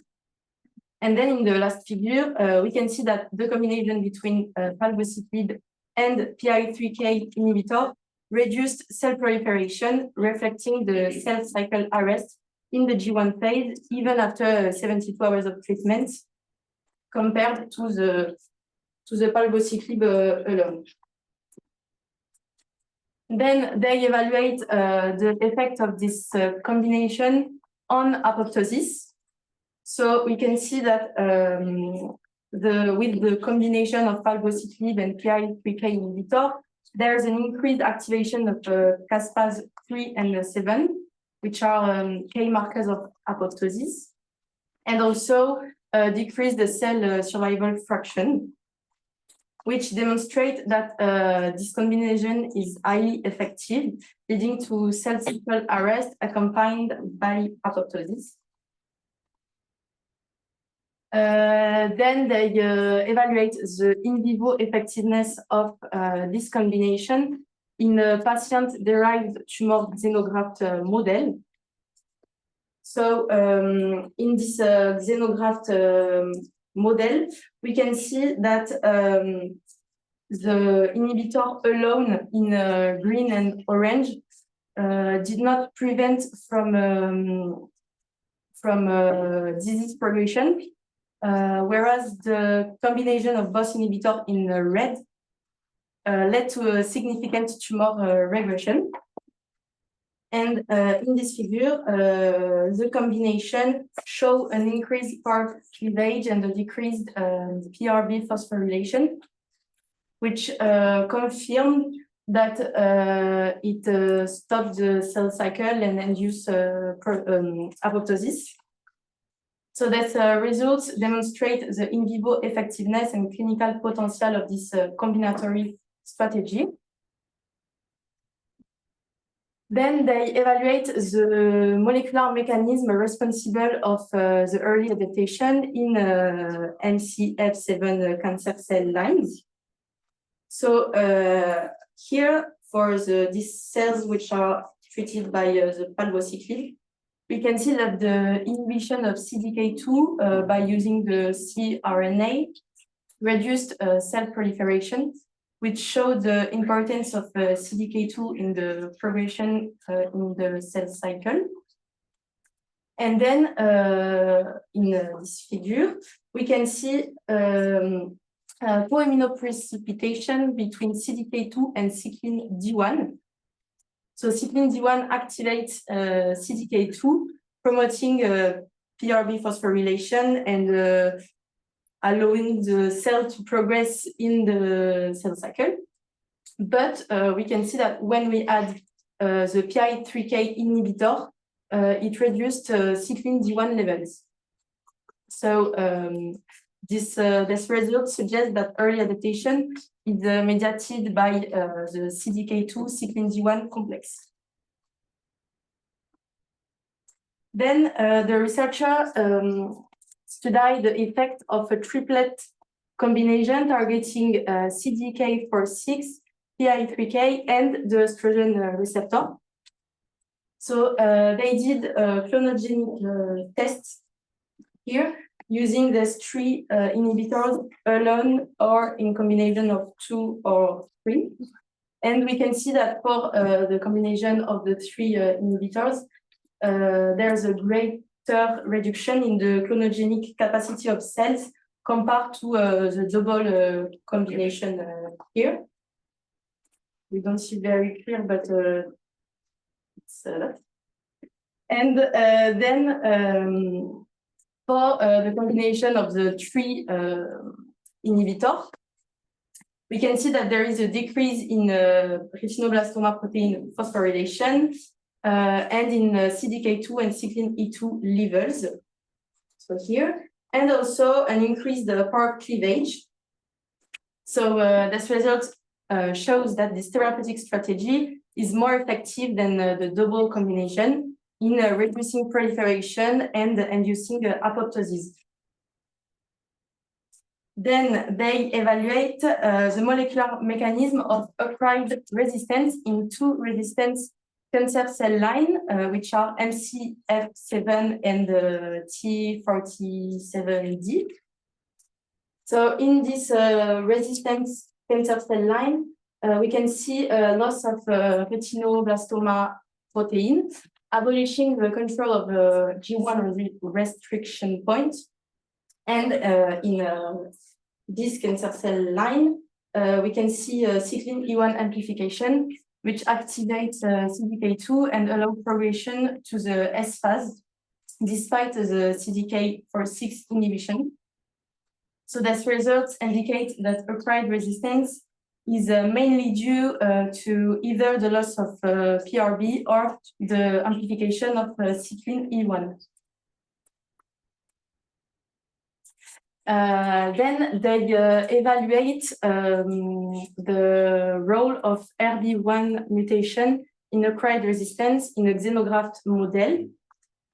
So they did a genomic characterization on a resistance tumor, which revealed a frame sheet mutation in the RB1 gene coding for the retinoblastoma protein. This mutation leads to a partial loss of retinoblastoma protein that we can see here.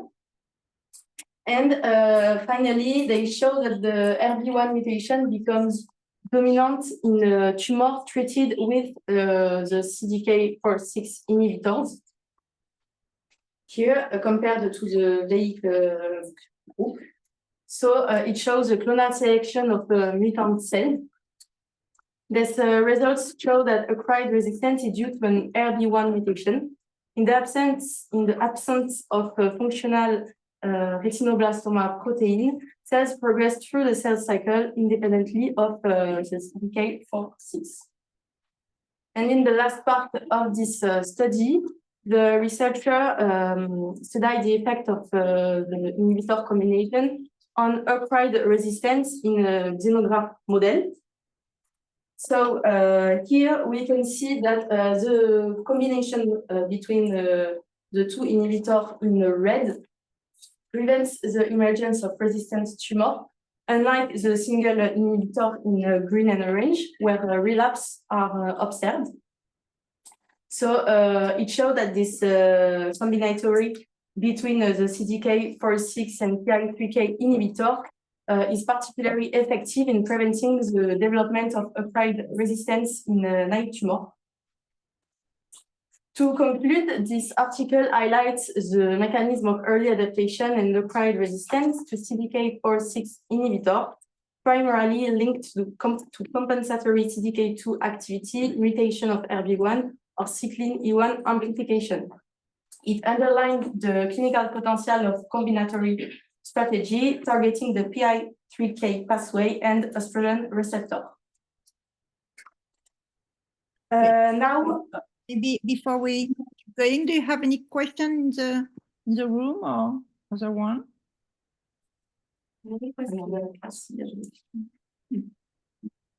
No. So what do you think that apoptosis is important to evaluate, and not only BRDU? What is the difference between the drugs that can create apoptosis? What is the advantage?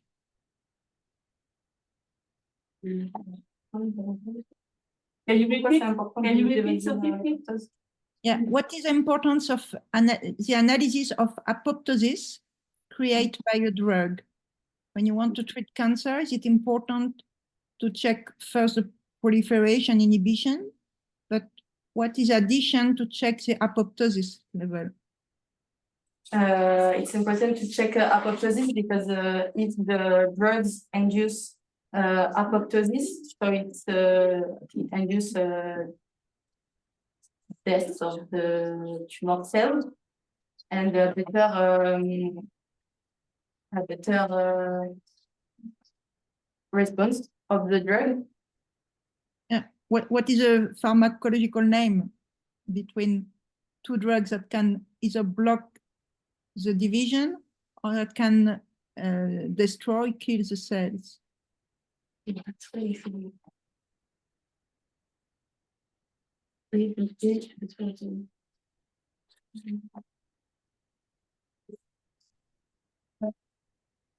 what is important is to be able to destroy. So it's a cytotoxic drug compared to static. So you need to know what are the tests for either proliferation, and to block the proliferation is to be a cytostatic. But the drug, it's different from the drugs that can kill the cell. So you check the viability or the proliferation. So that's important to be able to check both. Okay. Do you know how to obtain endocrine resistant cell lines? you buy different lines or what do you do? With How to obtain the SCF on the resistance lines? You they use NC even resistance. How do you obtain the same line? I think we take NCF 7 cancer cell line and we treated them with the palbociclib and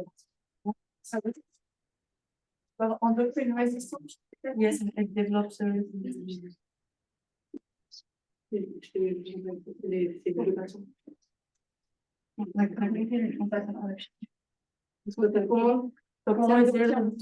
on obtient des cellules résistantes NCL7 résistantes à l'hormonothérapie? mais enfin donc en culture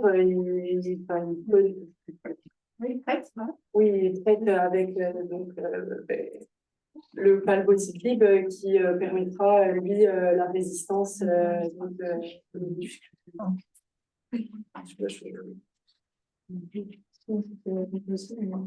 Someone else maybe knows how you want hormone resistant cells. Maybe someone else in the room or in the Zoom who have a model of cell. You start from the MCF7 or you're positive and you want them to be able, like some tumor, to grow without estradiol. How do you do this in the lab?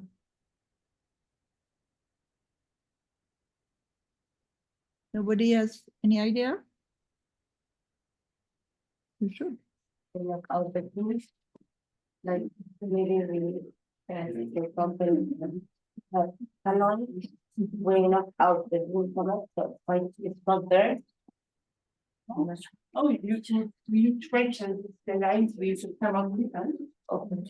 After 8 months, when you okay, this is something that I forget.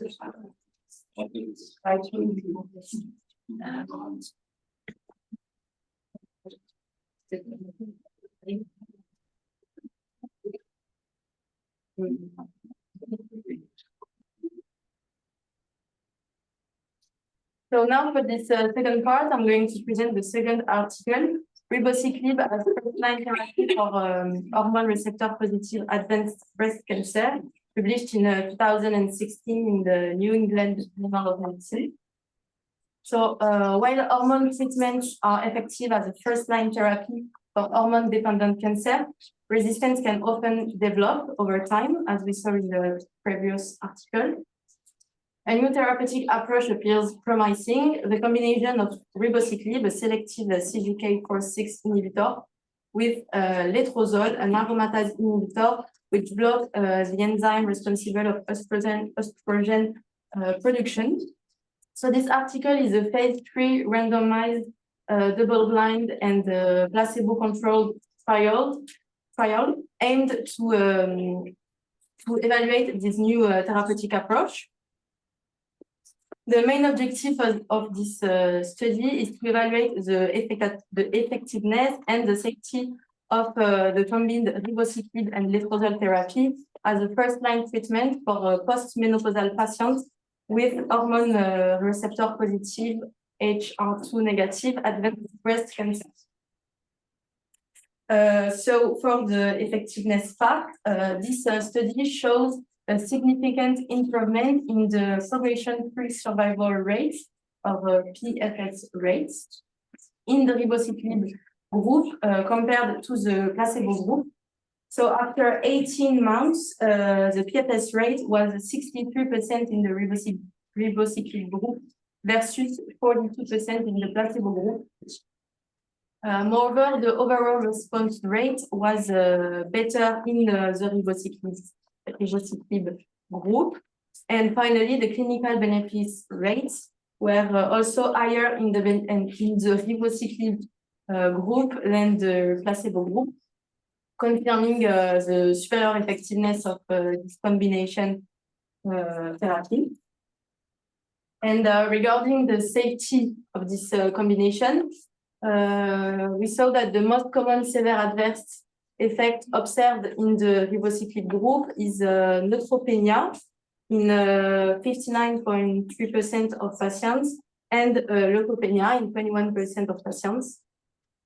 Also, respiration was frequent. It was manageable through dose adjustments. And finally, the discontinuation rate due to the side effect remained low. So it was in 7.5% of the case. So this shows that this combination therapy is safe.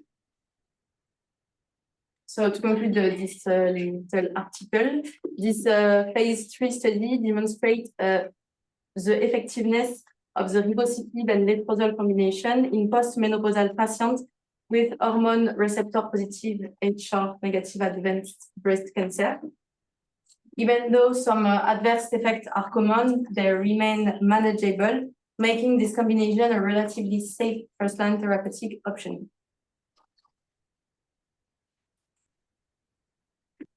So in the third article, we will talk about the mechanism implicated in the control of the tumor cell cycle, and in particular, the clinical aspect of patients who develop a resistance to current treatment targeting CDK4 and 6. This article was published in the journal Cell Press in 2021 and is entitled Expanding Control of the Tumor Cell Cycle with a CDK4 and 6 inhibitor. In this study, the objective of the study is to characterize the mechanism of resistance to the CDK4/6 PAL inhibitor in preclinical and clinical samples that converge toward the activation of MYC and CDK2, and to develop a strategy to overcome the challenges posed by treatment resistance based on potential therapeutic candidate, the TF36, an inhibitor of cyclin-dependent kinase CDK2, 4, and 6. So in the first part, the researcher want to study the resistance acquired during CDK4/6 inhibitor treatment in first part in cell trials. In this figure, we can see the growth of MTF7 overexpressing the MYC gene or an anti-vector under PAL treatment. The PAL is an CDK4/6 inhibitor, and the MTF7 are cell lines of breast cancer. In this figure, in this panel, we can see the percentage of influence when the MYC gene is overexpressed in a red curve, and when the MYC gene is associated with palbociclib. And in this curve, we can see a logarithmic growth rate to compare at anti-vector palbo. This result shows that overexpression of MYC can allow a cell to bypass PAL-induced seed block of cell division, probably facilitating the activation of CDK2 in response to treatment pressure. In second part, in clinical trials, the researcher want to see the impact of MYC and E2F activation factor on progression survival in Paloma 3 and 2 clinical trials. In this panel, we can see the survival probability during 20 months when the palbociclib is associated with another treatment, the FULV for Paloma 3 and the LET for Paloma 2. And we can see the full blue line, full blue curve. We can see the decrease of full blue curve because the survival probability decrease when the factor is high activate. So the high activation of the MYC E2F factor is associated with a reduced progression survival in Paloma 2 and 3. When we compare the to the association of treatment in a low activation of factor. The importance of this of the MYC and E2F factor as a mechanism of resistance to PAL as potential targeted for improving treatment efficacy. So in this figure, in this part, the researcher want to see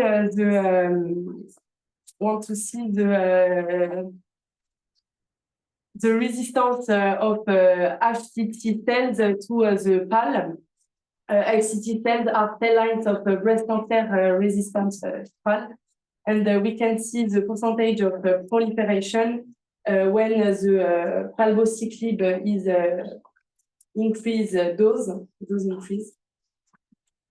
We can see the black curve to compare it at the other curve because the HCT parental cells are resistant to PAL, whereas CDK inactivation in the other curve induces the PAL sensitivity to the cells, suggesting that CDK activation permits to overcome the CDK4/6 inhibition by PAL. This observation justifies the interest by the researcher at a new inhibitor CDK2/6 for treatment of PAL-resistant cancer. So in this part, the researchers want to treat a new inhibitor, the PF36, and its selectivity to CDK2 over other CDKs. This highlights the rationality of PF36 structural design to specifically target CDK2, 4, and 6, while avoid other CDKs like CDK1. So in this panel, we can see the same expression because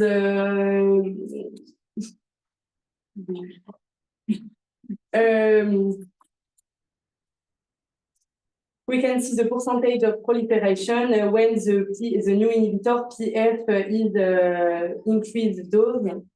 And in this panel, we can see the black curve, so the HCT parental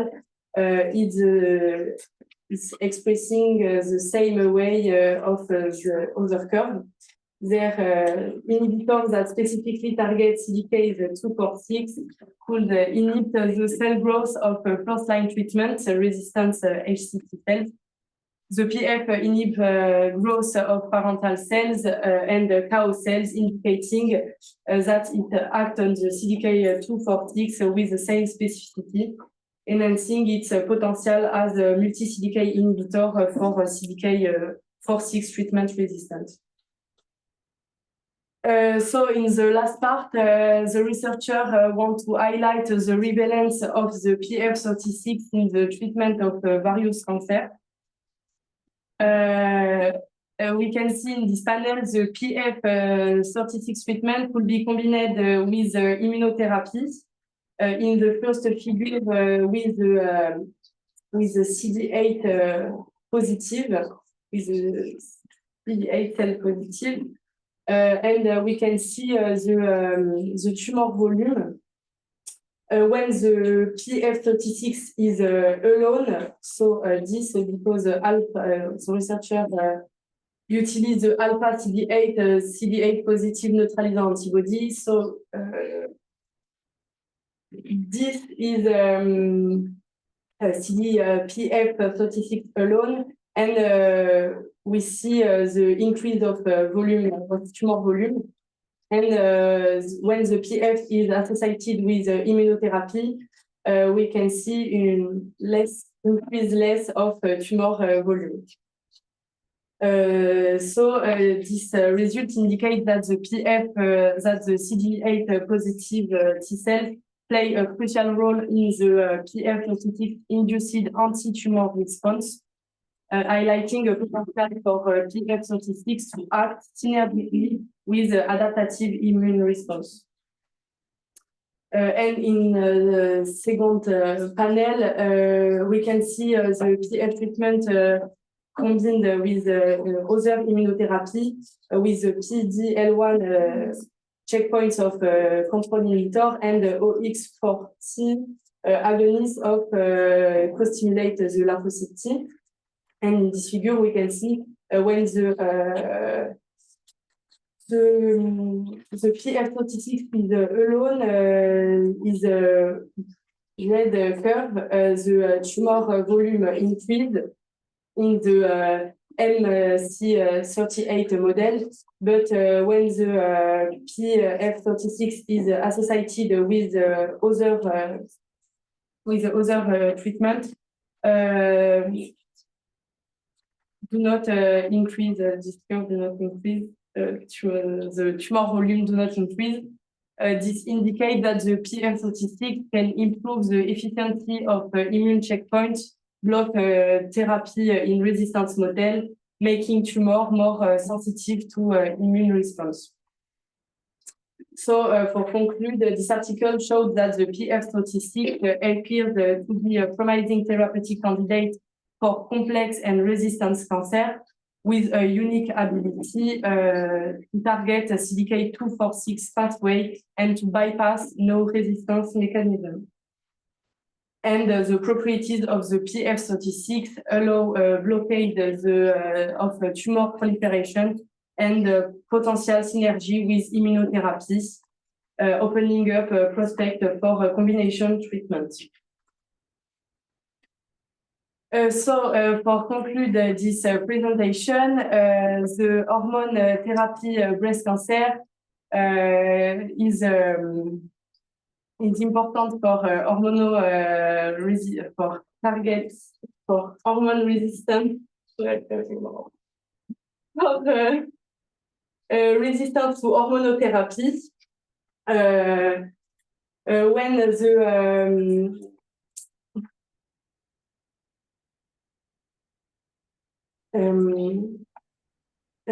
different pathway in this presentation, we see the MYC because this have a possibility to activate the CDK2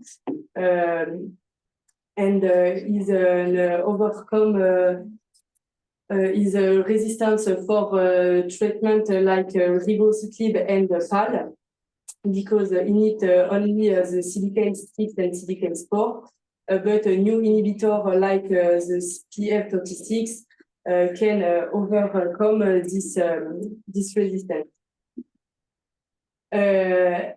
Then we can see the importance of continuous innovation in targeting the cell cycle and overcoming resistance mechanism, paving the way for a more effective and personalized cancer treatment. And for the future, if possible, the study on the PF-36 resistance mechanism, and we can see the impact of the tumor microenvironment and other the clinical trial for the PF-36.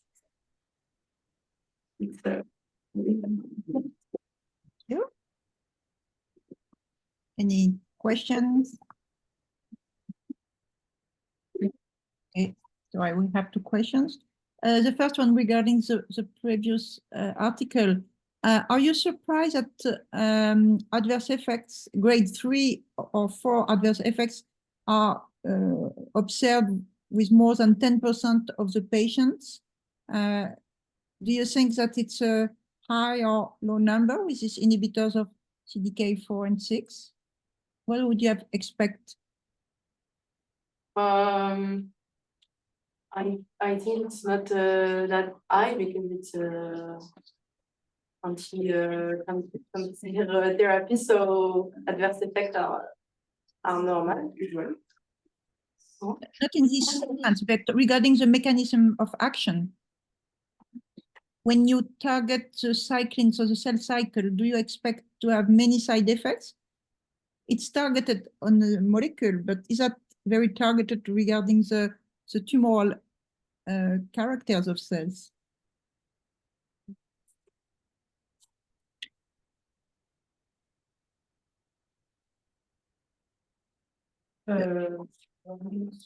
Après, peut-être qu'ils sont combinés avec de la chimiothérapie qui. Non. No. No, my question is, when you target the cell cycle of cells, do you expect to have many side effects in many different cells? Side effects are because the targets are not only the tumoral cells, but other cells. Do you have many cells dividing in our body?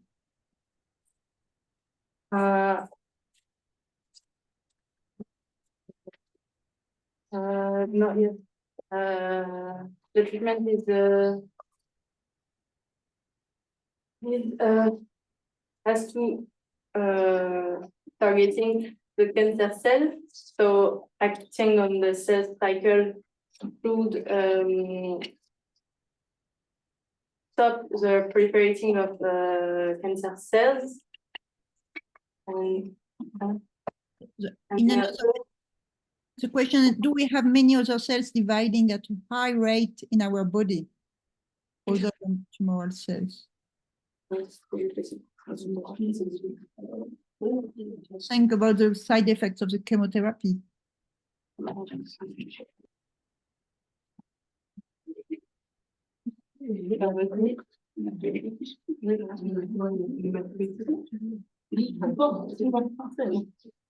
C'est hématopoïétique.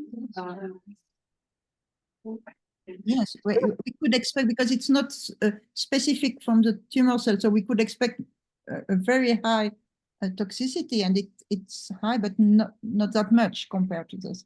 And another question: do you think, do you intend to have the effectiveness of a combination of drugs that is so efficient? Is that normal? Do you think that a tumor is very homogeneous, or is it normal that we tend to go to, like you said, personalized treatment? So that means a combination of drugs.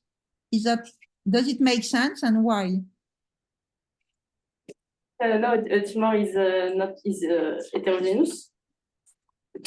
So personalizing treatments are better to targeting each tumors. Why? Can you explain it? What are the reasons why the combination are efficient? Parce que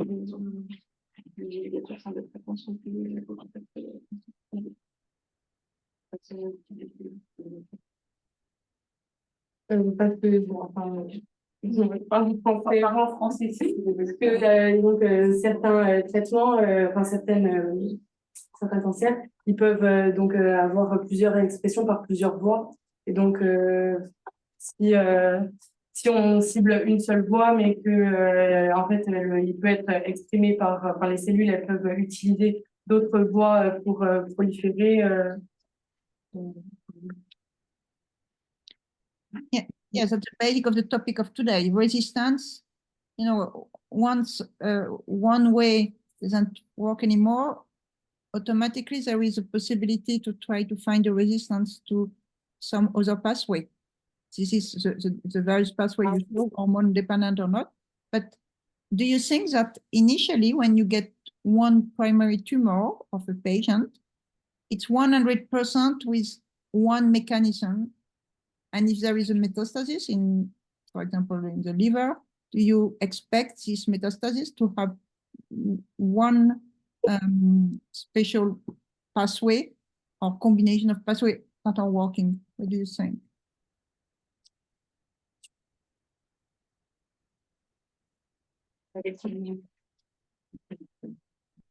Sophie, can you repeat in French pour faciliter la compréhension? Ok. Est-ce que vous pensez que la tumeur primaire d'une patiente à un seul type de cellule tumorale avec une seule voie de signalisation utilisée. Et de la même façon, si vous prenez un site tumoral au niveau du foie, par exemple, est-ce que vous pensez que ce site tumoral, toutes les cellules sont identiques et comportent un seul type de voie de signalisation qui est actif? Non, il y en a, enfin, je pense qu'il y en a plusieurs. Agneau, vous pouvez élaborer un peu plus? C'est tout ce dont on parle aujourd'hui, les mécanismes de résistance. Comment ça fonctionne? Comment ça évolue? Hein. Et pourquoi on arrive aux combinaisons? Vous avez raison dans ce que vous avez dit. On va vers pourquoi on a besoin de combiner plusieurs traitements?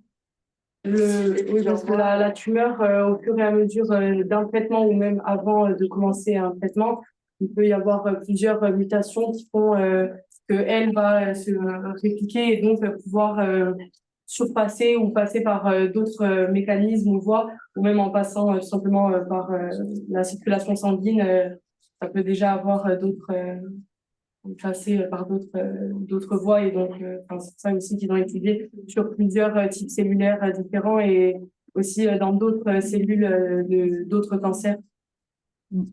Donc, il y a une hétérogénéité initiale dans la tumeur, hein, et puis ensuite, il y a une évolution en fonction des traitements, des résistances acquises, hein, et chaque métastase a ses propres caractéristiques et va elle-même évoluer.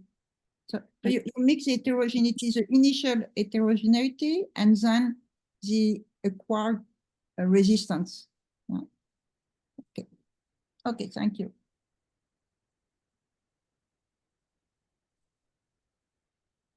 Okay.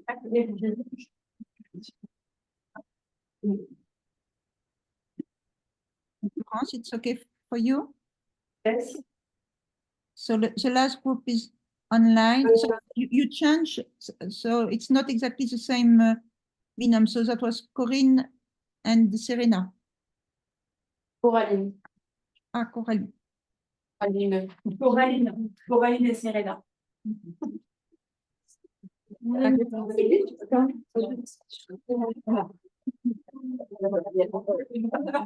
need 5 minutes or 10 minutes?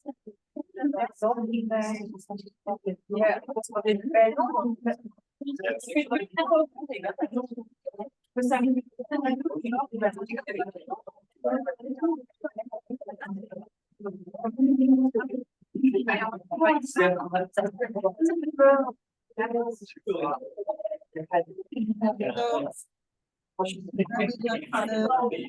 Montage, Janine and Mariam. So if you can put your camera on.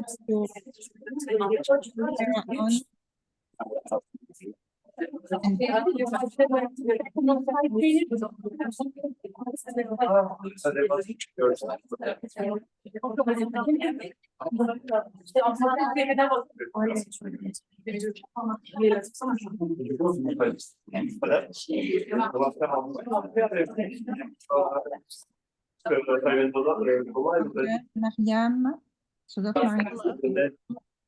And Janine. Si vous voulez, on en enverra. Janine. Okay, yes, camera, right. So can you use the yellow arrow, green arrow to share? Yes, sure. Should we start? We can the presentation on and Voilà, parce que comme on s'est évoqué ici sur les présentations de nos collègues, elle nous a dit que ça serait. Elle nous l'a pas dit, mais il faut l'enverrer. so is that okay, Florence, for you? Do you have my screen? On n'entend pas du tout, Florence.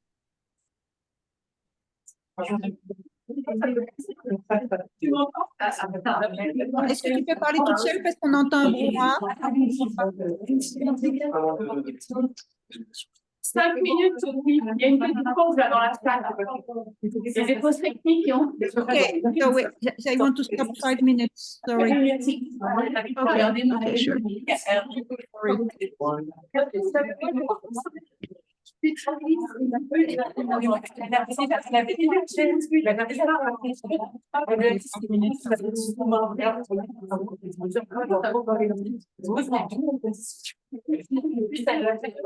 Et le liquide, elle a. Mais vous savez pas. Ouais, déjà, j'ai un peu entendu, mais ça mieux pour après. Ça va, vous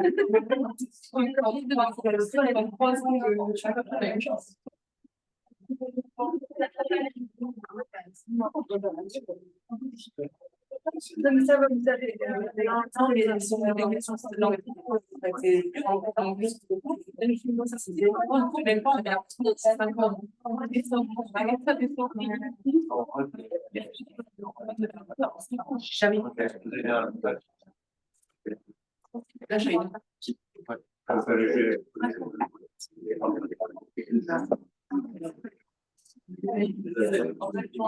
oui,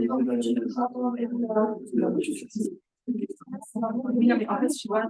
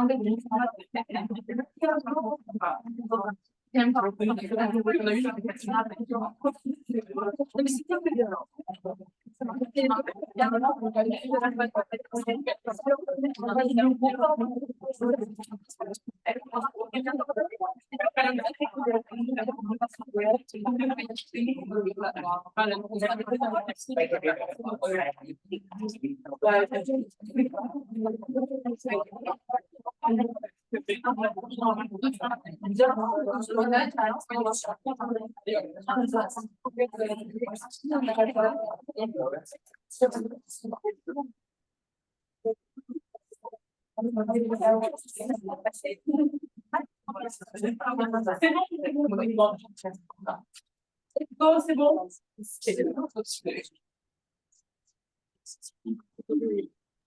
Mariam? Et-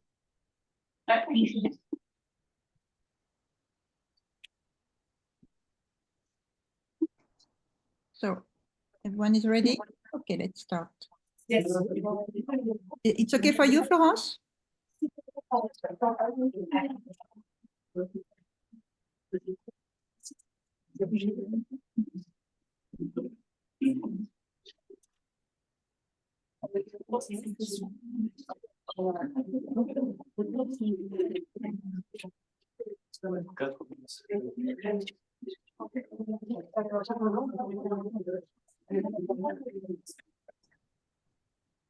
Mariam? Okay, should I start? Yeah. Can you hear me? Okay. Florence, it's okay for you? You can hear Mariam? It's okay. Yes. Okay. Hello everyone. I'm Mariam Mutiola, and along with my friends, Janine and Pankaj, we're going to talk about the relationship between PI3K ACT signaling pathway and the resistance to hormone therapy. So, breast cancer is a complex disease with approximately 70% of cases being estrogen receptor positive or ER positive. This means that the growth and progression of these cancers are heavily influenced by estrogen signaling. On the left side of this slide, you can see the comparison of normal breast cells versus cancerous breast cells. In normal cells, hormone receptors like estrogen receptors play a role in regulating growth and development under normal physiological conditions. In ER-positive breast cancer cells, estrogen binding to its receptor fuels uncontrolled cell growth and division, contributing to tumor development. So this underscores the importance of ER as a therapeutic target in breast cancer treatment. So hormone therapies such as tamoxifen and aromatase inhibitors are aiming to block or reduce signaling to slow tumor growth. On the right side of this slide, you can see a detailed depiction of estrogen signaling and its downstream effects. When estrogen binds to estrogen receptor on the cell membrane or inside the cell, it activates two key signaling mechanisms. First of all, the genomic signaling, in which ER dimerizes and binds directly to DNA in the nucleus, regulating genes involved in inflammatory responses, proliferation, protein synthesis, and also cell growth. And another pathway is non-genomic signaling, which estrogen receptor can also activate pathways like PI3K ACT pathway, which promotes survival and metabolic activity. Also MAPK pathway, which stimulates cell proliferation, and NF-kappa B pathway, which enhances inflammatory responses. These pathways work together to ensure the cancer cell survival, growth, and they can invade apoptosis. This dual activation makes estrogen signaling a potent driver of breast cancer progression. So the first line of treatment in ER-positive breast cancer is hormone therapy. This means blocking estrogen to reduce its effect on cancer cell growth and survival. But three main blocking strategies can be seen on the slide. The first one is blocking hormone production, which uses the aromatase inhibitor. As you know, the aromatase is going to turn the androgens into estrogen, which using inhibitors block this pathway, so the production of the hormone. The second one is blocking the hormone action, using drugs like tamoxifen, which is a agonist of estrogen, blocking the estrogen receptor, and also leads to the blocking the hormone action. And the third one is the hormone receptor downregulation, which using SERDs like fulvestrant, and so it's going to degrade the estrogen receptor at the end. So yeah, hormone therapy, as we said, it's the first line of treatment and the cornerstone in treating ER-positive breast cancers, but resistant to this treatment remains a major challenge, significantly impacting patients' outcome. One of the key resistant mechanisms involve the hyperactivation of PI3K ACT-mTOR pathway. This pathway is a critical regulator of cell survival, growth, and metabolism. When activated, it bypasses estrogen receptor signaling, allowing cancer cells to continue growing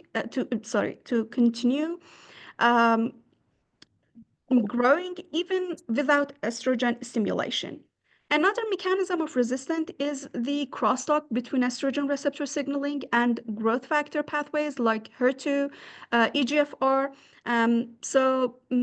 This interaction enhances tumor cell survival and proliferation, making therapies targeting estrogen less effective. In these cases, the cancer cells can bypass the treatment. This pathway is critical for regulating three key cellular processes. So cell survival, which protects cancer cells from apoptosis, proliferation, which drives uncontrolled growth of tumor cells, and metabolism, which supports the energy and biosynthetic needs of cancer cells. Mutation in PIK3CA, a gene that encodes a catalytic subunit of PI3K, leads to constitutive activation of this pathway, even without external growth signals. Additionally, crosstalk with growth factor receptors like HER2 or EGFR allows the estrogen receptor to be activated independently of estrogen. This is a key mechanism of resistance to hormone therapy. So the hyperactivation of this pathway not only drives tumor progression, but also makes hormone therapy less effective. So targeting both PI3K pathway and estrogen signaling pathway could be a powerful strategy to overcome this resistance.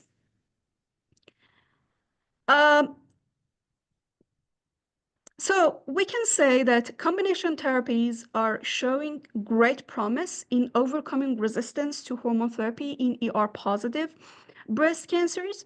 These approaches target not only estrogen signaling, but also the pathways that drive resistance, like PI3K ACT, mTOR. There are several trials in these cases. One of these are TAMROD, which is the combination of tamoxifen and everolimus. This combination significantly improved progression-free survival in patients with advanced ER-positive breast cancer.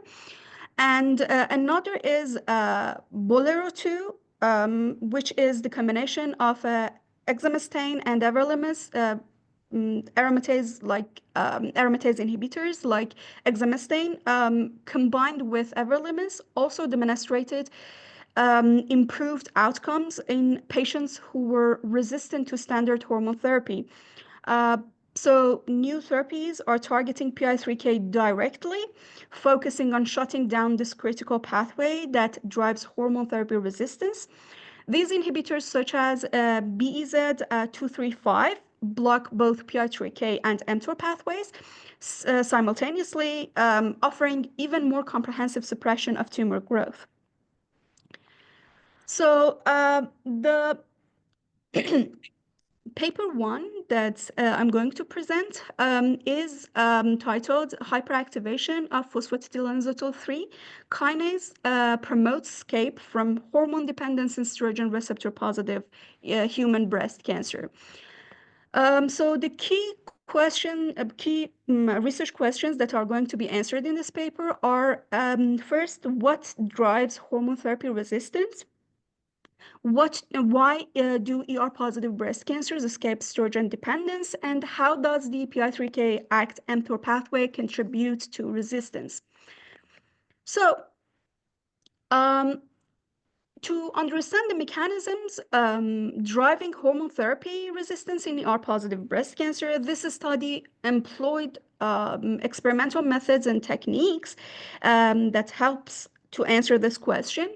The researchers used long-term estrogen-deprived breast cancer cell lines, or LTED, like MCF7 and ZR751. These are ER-positive breast cancer cell models that were cultured under conditions mimicking low estrogen levels over an extended period of time. This setup allowed their team to simulate the effect of hormone therapy, such as aromatase inhibitors, and study how cancer cells adopt and become hormone independent. They utilized microarray analysis to investigate changes in signaling proteins and phosphoproteins that occur during development of hormone independence. And this provided a comprehensive view of pathway activation and protein level changes. So if you look at the first figure, this figure highlights the hyperactivation of PI3K ACT mTOR pathway in long-term estrogen-deprived breast cancer cells, or LTED, which is a key driver of hormone therapy resistance. If you look at the panel A, here we compare the growth of parental cell with LTED cells in the presence of increasing concentrations of estrogen. The key findings are that LTED cells often maintain or show reduced dependence on estrogen for proliferation, and this indicates that these cells adopt to survive and grow even in low estrogen conditions, mimicking hormone therapy environments. If you look at the panel B, you see that this panel shows ER transcriptional activity measured as relative luciferase units. Some LTED cells display hypersensitivity to estrogen, showing greater transcriptional activity compared to parental cells. Other LTED cell lines, like ZR75, demonstrate reduced ER activity, suggesting variability in adoption mechanisms. So we can move to the panel C. This panel presents immunoblot comparing phosphorylation levels of key pathway components in parental and LTED cells. So LTED cells are showing increased phosphorylation of P70S6K, which is a key mTOR C1 target. So if you see the enhanced phosphorylation of ACT proteins like T308 and S473, you see this indicates hyperactivation of the PI3K ACT pathway. These changes highlights that LTAT cells rely on PI3K ACT mTOR pathway for growth and survival, bypassing estrogen dependency. So the panel D shows a Venn diagram, shows protein commonly upregulated or downregulated in LTAT cells compared to parental cell. As an example, some of the upregulated proteins are P70S6K and STAT3, which are the markers of PI3K mTOR activation, and downregulated proteins. One of them is P10, which is a tumor suppressor that negatively correlates with PI3K pathway. This figure all by all shows that the adoption of LTAT cells to hormone deprivation involves activation of PI3K ACT mTOR pathway, which shows targeting this pathway alongside ER signaling is a critical strategy for overcoming resistance. The figure 2 of this paper, in the results, it shows how the PI3K ACT mTOR pathway contributes to hormone therapy resistance in long-term estrogen deprived breast cancer cells, or LTAT, and evaluates the impact of various inhibitors on suppressing this resistance. In panel A, we see the activation of receptor tyrosine kinases, but what is shown is that the phospho RTK arrays is displaying the tyrosine phosphorylation of RTKs in parental vs LTAT cells for each cell line. So increased phosphorylation of RTKs like IGF-IR, HER2, and other proteins, this indicates that these RTKs drive PI3K activation in hormone-deprived conditions, contributing to resistance. And in panel B, we see the effect of inhibitors on PI3K mTOR pathway components. For example, we see that BEZ235, which is a dual inhibitor for PI3K mTOR, is effectively suppresses phosphorylation of all pathway components in both parental and LTAT cells. RAD001, which is an mTOR inhibitor, it reduces phosphorylated P70S6K and PS6 levels, but induces a feedback activation of PACT, and RTK RTK inhibitors like AEW541 and lopatinib, they are partially suppressing phosphorylated ACT and phosphorylated 70S6K and PS6 levels with greater effect in combination. And in panel C, we see the cell growth inhibition by inhibitors, which shows that BEZ235 shows the most potent inhibition of cell growth across all the cell lines. So all by all, this figure is demonstrating that LTAT rely heavily on PI3K mTOR signaling, with RTKs like IGF-IR and HER2 playing a major role in pathway activation. But dual inhibition of PI3K and mTOR is the most effective strategy by combining RTK inhibitors. But combining RTK inhibitors can also significantly suppress growth in resistant cell. And the last figure in this paper shows that the clinical clinical significance of PI3K pathway activation in estrogen receptor positive breast cancer cells. High PI3K activation correlates with poor prognosis and recurrence-free survival after hormone therapy. In panel A, we see that the cells with high PI3K activation, they are actually creating a very significant, a very different group and cluster. And in panel B, we see that the patients with PI3K high tumors experience significantly worse recurrence-free survival. For example, by 1,000 days, most of the PI3K high patients experienced recurrence, but PI3K low patients had low recurrence rates. So this figure shows that high PI3K activation not only drives resistance, but also serves a biomarker for poor prognosis. Targeting the PI3K pathway could potentially improve outcomes in patients with high PI3K activity.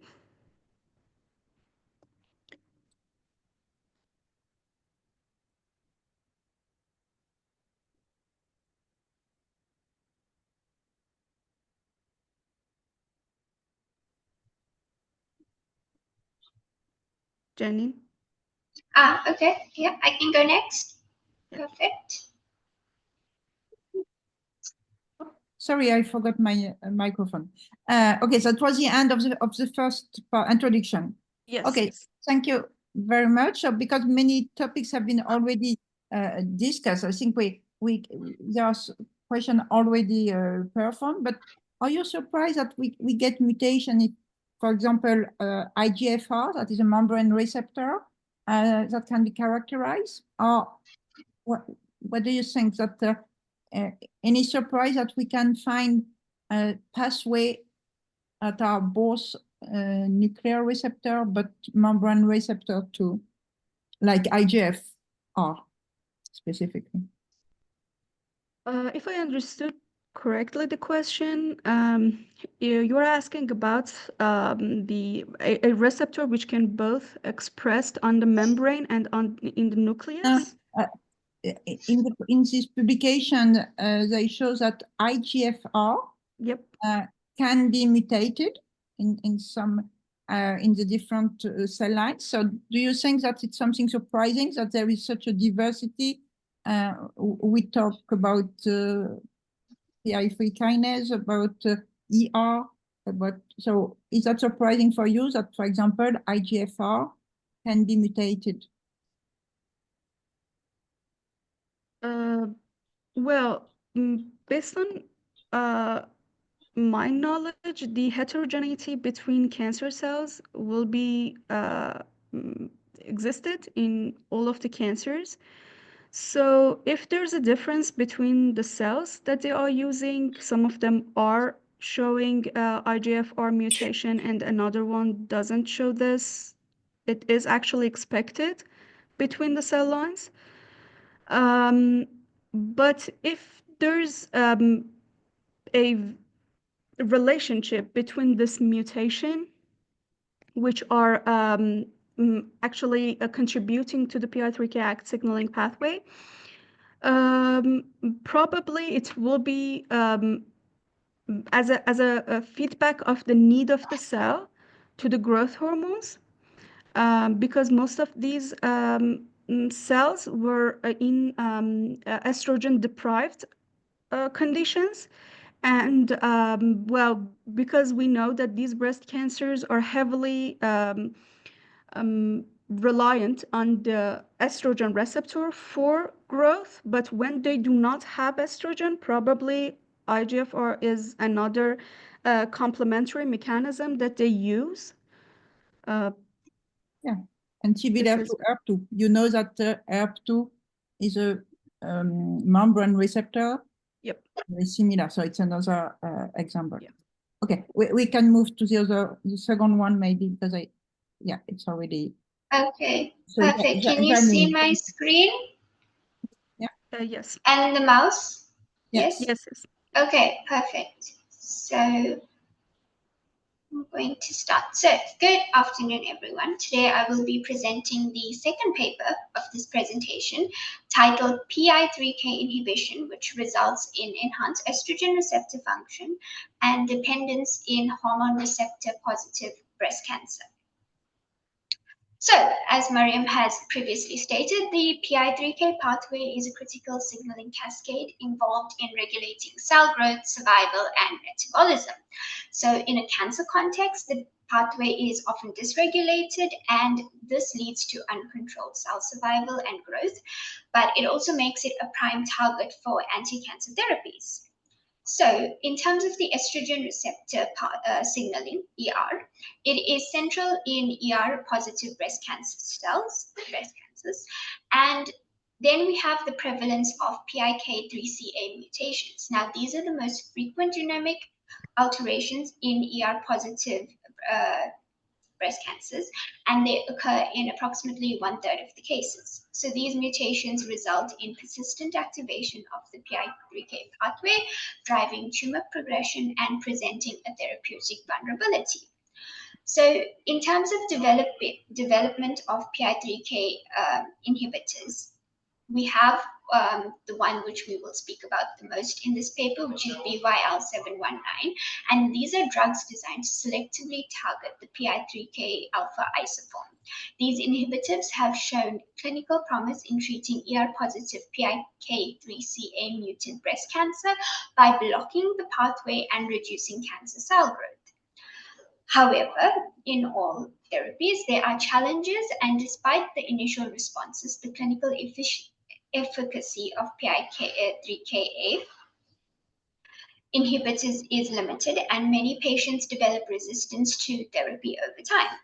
So these resistance mechanisms include activation of compensatory signaling pathways, which cancer cells use to bypass therapeutic blockade. Therefore, the aim of this paper was to understand PI3K inhibition-induced ER activation and potential therapeutic strategies. So, this study employed a comprehensive approach to investigate the effect of PI3K inhibition on ER signaling in ER-positive breast cancer. The experimental models included the PIK3CA mutant breast cancer cell lines, MCF7 and T47D, and patient-derived xenografts, which we will talk about as well. So in figure 1A, you can see that the global transcription changes, they were evident 12 hours post-treatment with PI3K inhibitor, the BYL719 in both cell lines. And this shows that the PI3K inhibition significantly alters gene expression profiles.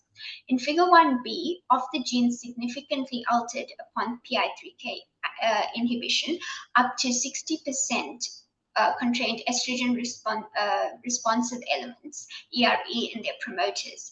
And this indicates a strong link between PI3K inhibition and ER-dependent gene activation. From figure 1C, you can see that the gene set enrichment analysis was done, and this confirms that PI3K inhibition enriched gene sets associated with ER activity. In figure 1D, the BYL719 treated cells, so these are the inhibitions, exhibited a twofold increase in luciferase activity linked to an ERE promoter, confirming that PI3K inhibition activates ER-dependent transcription. From figure 1E, you can see, and F actually, you can see that both PCR and CHIP qPCR demonstrated increased expression of ER-regulated genes, the PGR and GREB1, and enhanced ER binding at their promoters following PI3K inhibition. So the summary of this figure would be that PI3K inhibition promotes the ER function. And then we moved on to figure 2, which showed that PI3K inhibition induces ER expression. So the authors explored whether this inhibition also affected ER expression levels. And from figure 2A and B, you see that PI3K inhibition increased ESR1 expression, the mRNA levels, by 1.5 to 3 times in ER-positive breast cancer cells. And this was viewed maximally at 24 hours. It corresponds to increased ER protein levels that were also noted, validating the transcription upregulation. So in figures 2C, in figure 2C, you see non-invasive PET imaging in xenograft models, which showed increased ER expression in vivo after BYL719 treatment. Then in figures 2D and E, you see in patient tumor samples treated with BYL719, the ESR1 mRNA increased, and this shows a shift towards a luminal A phenotype characterized by estrogen dependency. Thereafter, we have figure 2F and G, and this is chip assays that were performed, and this revealed that the transcription factor FOXO3A accumulates at the ESR1 upregulation promoter during PI3K inhibition, and the knockdown of FOXO3A prevents ESR1 upregulation, demonstrating its role in PI3K inhibition and mediated ER activation. So the summary of this figure would basically be that PI3K inhibition increases ER expression both transcriptionally and translationally, and this is mediated by FOXO3A. These effects were observed in vitro, in vivo, and in patient samples. Then we have figure 3B, and this is where the authors wanted to determine the role of estrogen E2 in enhancing ER activity following PI3K inhibition, and this was analyzed. First, in figures 3A and B, you see that PI3K inhibition increased ER binding to promoters, your PGR and GREB1, more strongly in the presence of E2. The absence of E2 resulted in significantly weaker ER promoter binding. Then in figure 3C, we see that gene expression of our ER targets was strongly induced by the combination of our BYL719 and E2 compared to BYL alone. From figure 3D, we can see that the ER antagonist, which is fulvestrant, blocked enhanced transcription of ER targets caused by PI3K inhibition. And the summary of this figure would be that blocking ER signaling mitigates this compensatory response, and this emphasizes the importance of ER inhibition alongside PI3K inhibition therapy. So lastly, in figure 4, this is the combination therapy with PI3KA and ER inhibitors. So the authors assessed the combined effect and of the PI3K inhibitor and the ER antagonist on tumor growth. From figure 4A, we see that in xenograft models, the BYL719 alone modestly reduced the tumor growth, while fulvestrant monotherapy induced tumor shrinkage. The combination of both agents resulted in significant tumor regression and in some cases complete remission. Then the patient-derived xenografts also showed tumor regression with the combination, even in models resistant to the fulvestrant alone. This is figure 4C, which shows the combination therapy reduced cell cycle progression and maintained effective PI3K inhibition, because we see the reduced AKT and phosphorylated S6 levels. And then we have figures 4D and 4E. So in figure 4D, you see that the gene expression profiling in the gene expression profiling in treated tumors showed a significant shift towards ER-dependent transcription signatures, with BYL719 reversed by adding fulvestrant. So the summary of this figure is the combination activity yields superior tumor control compared to either therapy alone, emphasizing the need for dual targeting. So in this discussion, the study highlighted that PI3KA triggers a compensatory upregulation of ER signaling, which limits the efficacy of PI3K inhibitors as monotherapy. This is an adaptive mechanism, and it has clinical implications. because the combined therapy enhances tumor regression, it is effective in endocrine-resistant models. However, the study does acknowledge limitations, including the need for larger patient cohorts and further exploration of ligand-dependent versus ligand-independent ER activation. However, the parallels drawn between PI3K and hormone receptor signaling in other cancers, such as prostate cancer, they further underscore the broader relevance of this adaptive resistance mechanism. So the take-home message or the key findings from this paper is that PI3K inhibition activates ER-dependent transcription machinery, and this acts as a backup mechanism for cancer cell survival. So the final remark would be that combination therapy targets both PI3KA and ER4 improved outcomes. Thank you. Janine, could you please let me share? Yeah, of course. Okay, so maybe question for both of you. We let Pankaj, present. Mariam, can you share so we can have a question at the end? Right. Yeah.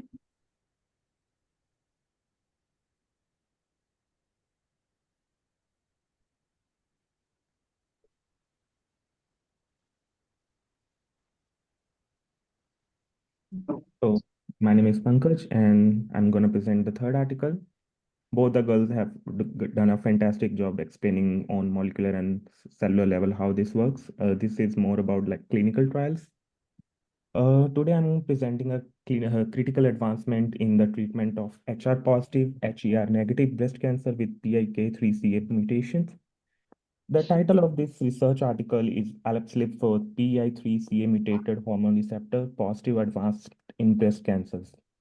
This study published in the New England Journal of Medicine. It's a 2019 study which investigates the efficacy of Alpeslib, a P3IK specific inhibitor in combination with fluorouracil. Let's get started. First slide would be background. It's mentioned most throughout the day that breast cancer is one of the most prevalent cancer worldwide, with out of 70% cases being hormone receptor positive and HER2 negative, out of which almost 40% are PI3CA mutation, leading to almost resistant to endocrine therapies. Alpeslib is a 3-IPCA specific inhibitor has been developed to target PI3C mutation. Preclinical trials have demonstrated its effectiveness when combined with fluorouracil and showcasing a synergistic anti-tumor activity. This whole study is like a trial for evaluating Alpeslib in real-world clinical setting. Now, study objectives.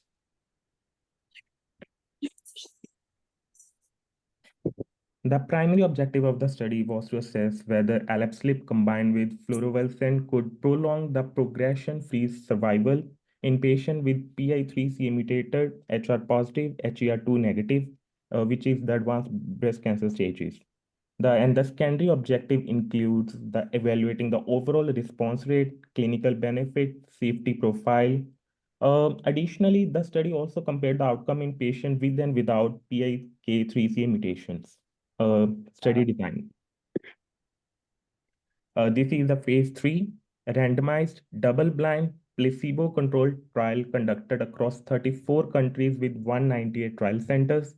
This study enrolled around 572 patients split into two cohorts, 341 with the confirmed cases of PIK3CA mutation and 231 without this particular mutation. Patients are randomized into 1-to-1 ratio to receive either Alpeslib with fluorouracil or placebo plus fluorouracil. Treatment was continued until disease progression, unacceptable toxicity, or patient withdrawal. The primary endpoint was PFS, the progression-free survival, while the secondary endpoint was ORR, clinical benefit and safety. Next slide. The key results.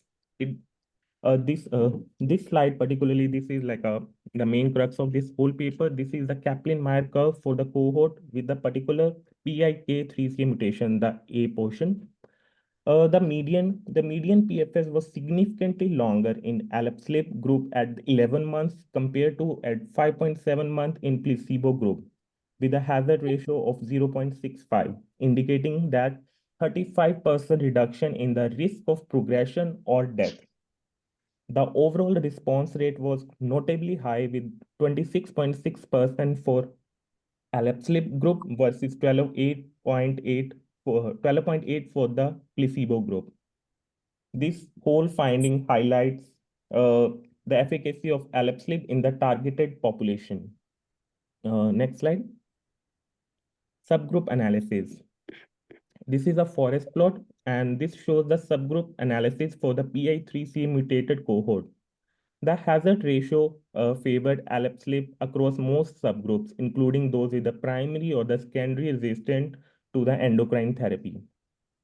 The treatment was particularly effective in patients with fewer than 3 metastatic sites and those who had received prior chemotherapy, showcasing consistent benefit across diverse patient groups. This analysis makes it more applicability of alpelisib in PI3CA mutated breast cancers. Adverse events. Next slide. Like any other therapy, alpelisib has associated challenges, and the most common grade 3 and 4 adverse event in alpelisib group were hyperglycemia, affecting almost 36.6% of patients, rashes like 9.9%, and diarrhea in 6.7%. The permanent discontinuation due to adverse event occurred in almost 25% of the alpelisib group compared to only 4.2% in placebo group. These side effects are generally manageable with dose adjustment and supportive care, but they require a proactive monitoring. This bar chart was not part of the paper. This is just like a quick stat analysis which summarizes the frequency of these adverse events for better visualization. And final slide, conclusion.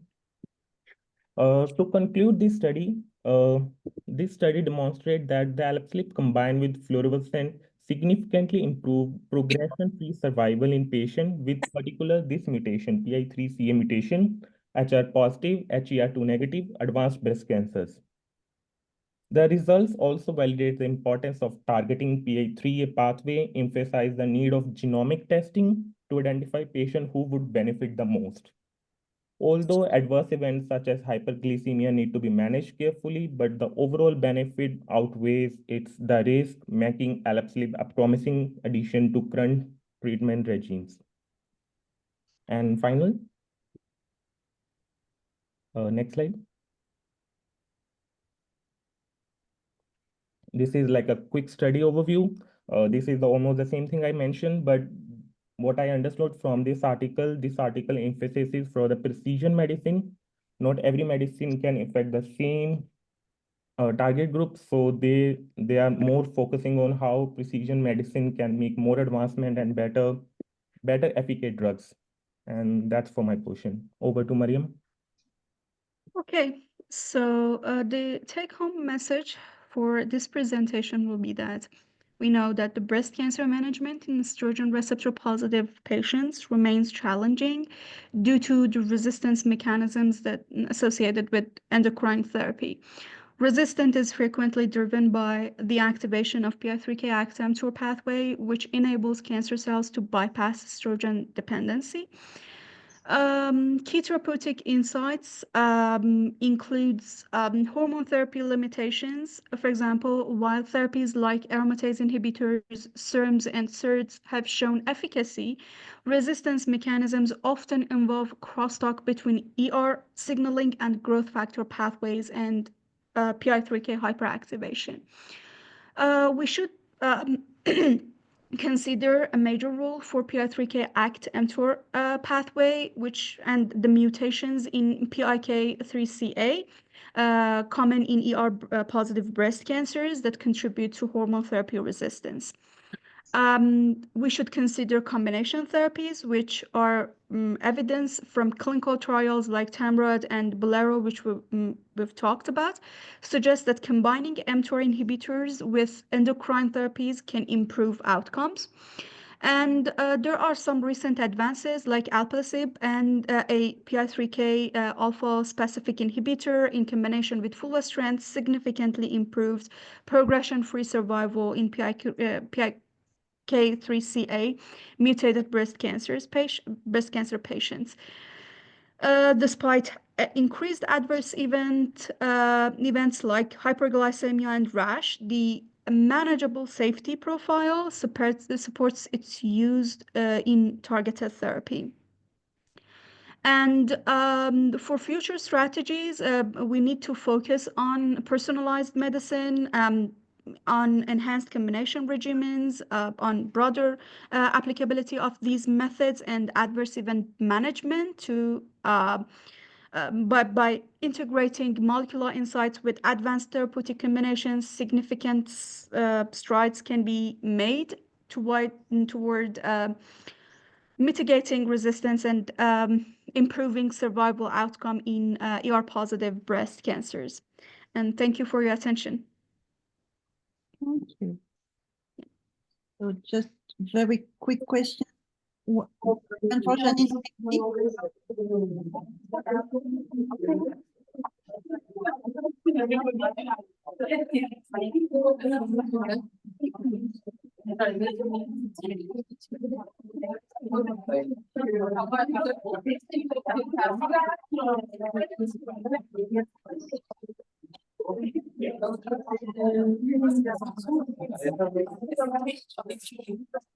Oui.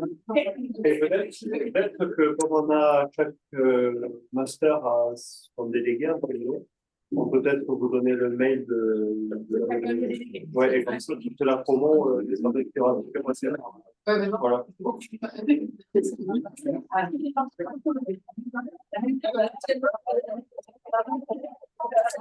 Is that a question? I didn't understand. I'm not sure. Is something happening? I'm not sure. Neither.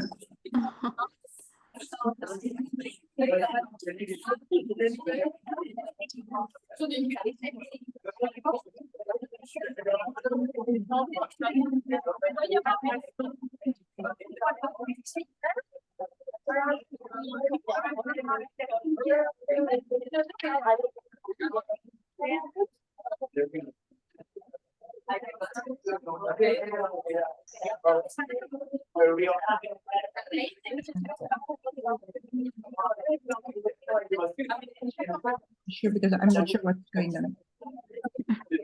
But I see people packing up. Probably because it is actually past the Yes, time. okay. Yeah. So just between us a bit, okay. Yeah. Oh, Yes. So just Jadid and Pankaj. Yeah. So with a PI3 kinase, it's targeted so many pathways. Did you imagine initially that we could work with this without too much toxicity? It's, what do you think? You know, PI3 kinase is such a important signaling molecule. Exactly. This is actually one of the things maybe that I was thinking about. So Janine, if you don't mind. Yeah, sure. I'm sorry, I can hear a little bit of everyone. Yeah. So Janine or Pankaj, yeah. I'm sorry, can you repeat the question? Yeah, because PI3 kinase, you know that it's one molecule that is important for so many. This pathway is a key pathway. So the idea to target this pathway, did you imagine that it could be possible and it will not be too toxic? Yes, I think I knew it would be possible because it's directly linked to the estrogen receptor. But in terms of toxicity, I was quite surprised, especially when they did the gene profiling and they got results in the first 12 hours.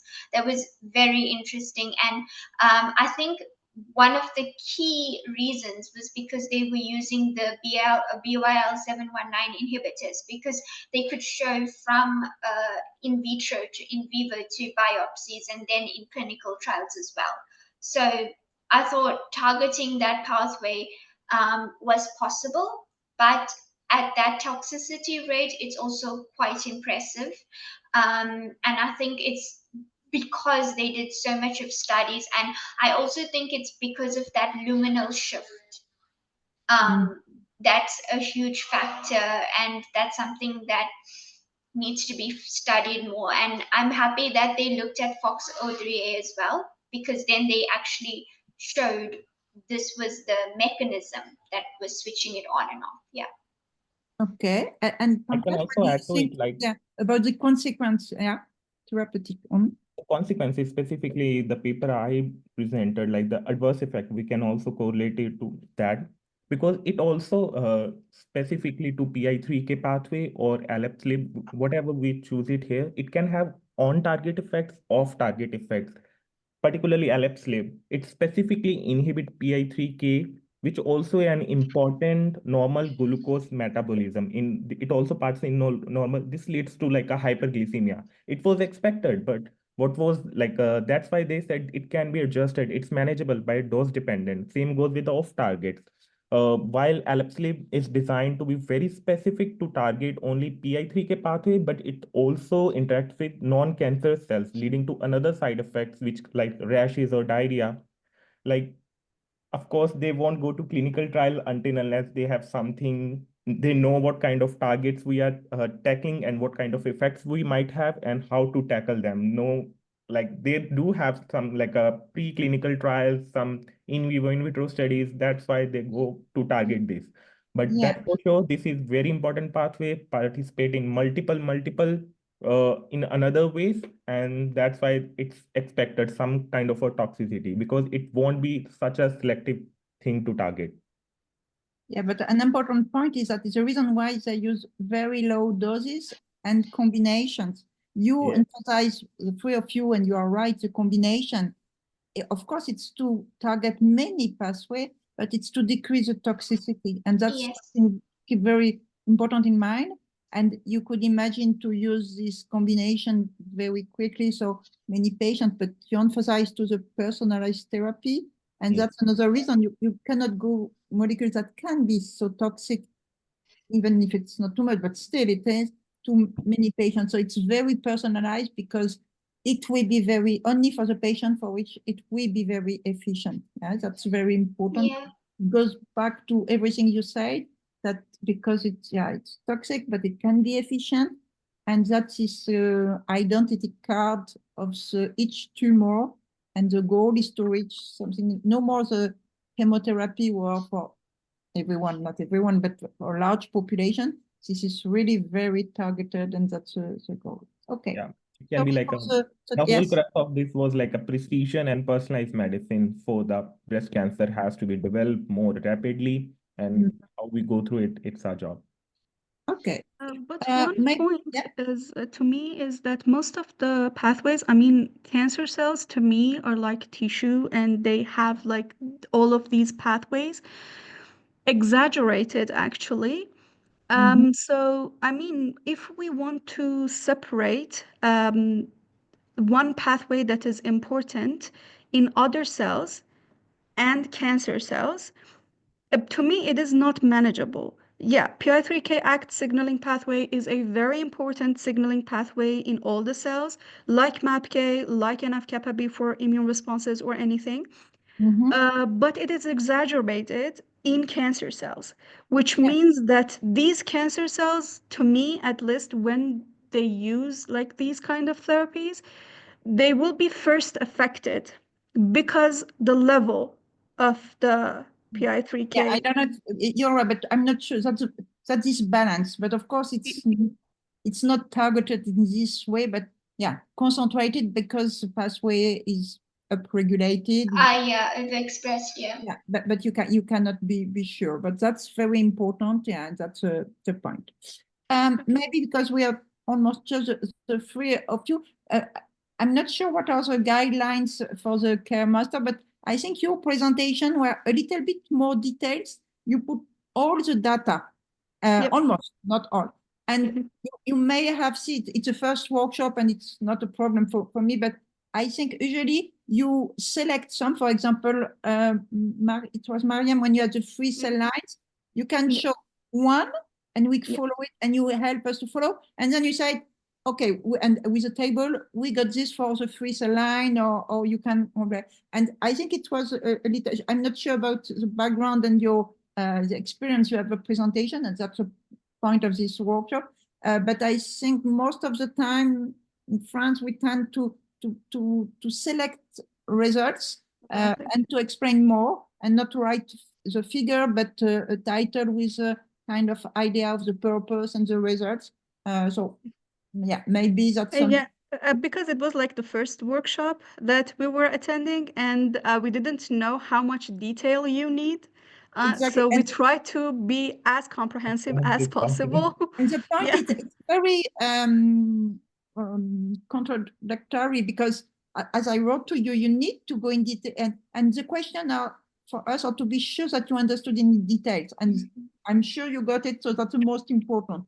But in what you present, usually you don't write material on methods. You explain it step by step, but you don't do specifically, Mariam, at the beginning. You just say, oh, I use this technique, and you can explain it. And you have to be able to explain it if we ask questions. But you don't have to show everything on the slides, because it can be a little bit too much. And everything you show on the slides, you have to be able to explain it in details. So usually you explain, all of you, but maybe a little bit less. You saw by yourself the comparison. And don't worry, it's not a problem for today, and it was the first workshop, but just that you know, and of course, it's 3 different masters, so each master has his own way to prepare you or to give you advice. So yeah, but I think you did a very nice work and very detailed, and this is what is important. That the most important is the scientific aspect, but of course, communication is important too. Okay. Thank you so much for letting us know.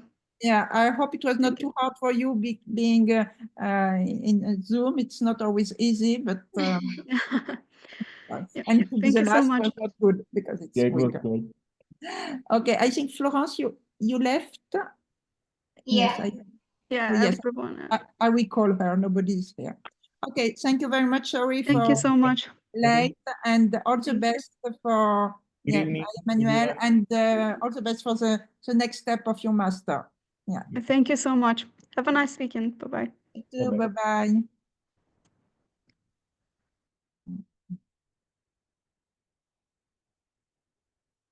Oui, Florence, t'es partie?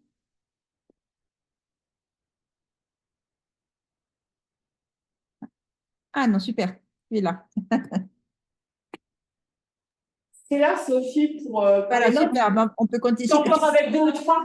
Merci beaucoup. Pardon, nous sommes en train de discuter, pardon. Les lourds, on les considère que lourds. Ouais, mais oui, parce que dans le cas de monitorat, ça va être que pour les faire vraiment négatif. Exactement. Ce sera pas tant de façon. Ouais. Enfin, les lourds, on les regarde comme comment on les regarde dans la RH négative et dans les RH. De plus. RH plus aussi. Les trois, quoi, devant. Mais les données pas qualifiées pour les enseignants. Oui, ça se voit pratiquement aussi dans les lots. Dans les lots, ouais.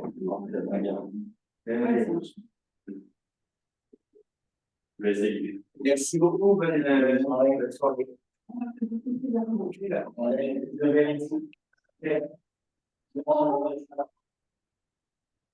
Oui, Sophie, excuse-moi. Non, non, c'est bon. Ben non, moi aussi, j'ai discuté avec les derniers, parce qu'en plus, c'était un peu frustrant pour eux, les pauvres, de passer à la fin et en distanciel. Donc, Mais on disait là dans la salle, en fait, il y a trop de monde. Mais alors, c'est ce que je voulais faire avec toi, parce que, et puis surtout, en fait, ils présentent, on n'a pas du tout le temps d'échanger vraiment avec eux. Et puis surtout, ceux qui sont dans la salle, enfin, je ne suis pas sûre qu'ils aient, comment dire, qui captent quoi que ce soit. Tu sais, à une époque, on essayait quand même de leur donner des lignes directrices, de leur... Mais là, alors, il y a le distanciel C'est difficile. qui... De par le nombre, c'est très compliqué. Hein. Ouais. voilà, toi qui étais dans la salle, on n'arrive pas vraiment à les faire. Ils écoutent un peu, enfin, ils arrivent à suivre. Si, ils écoutent, mais je pense qu'avec le nombre, c'est très compliqué. Hein. Ouais.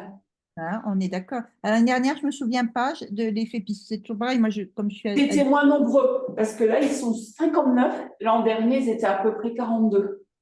oui, c'était. Ah oui, j'avais annoncé 43 et 53 là. Moi, j'avais. Oui. Enfin. Ouais. Ouais. Non, mais là, ils sont trop nombreux. Et puis, j'ai discuté un petit peu avec eux là, et aussi, le niveau est assez hétérogène, visiblement. Entre le M2 cancéro et l'autre, c'est quoi, les pharmaciens, l'innovation thérapeutique, ou je sais pas quoi là.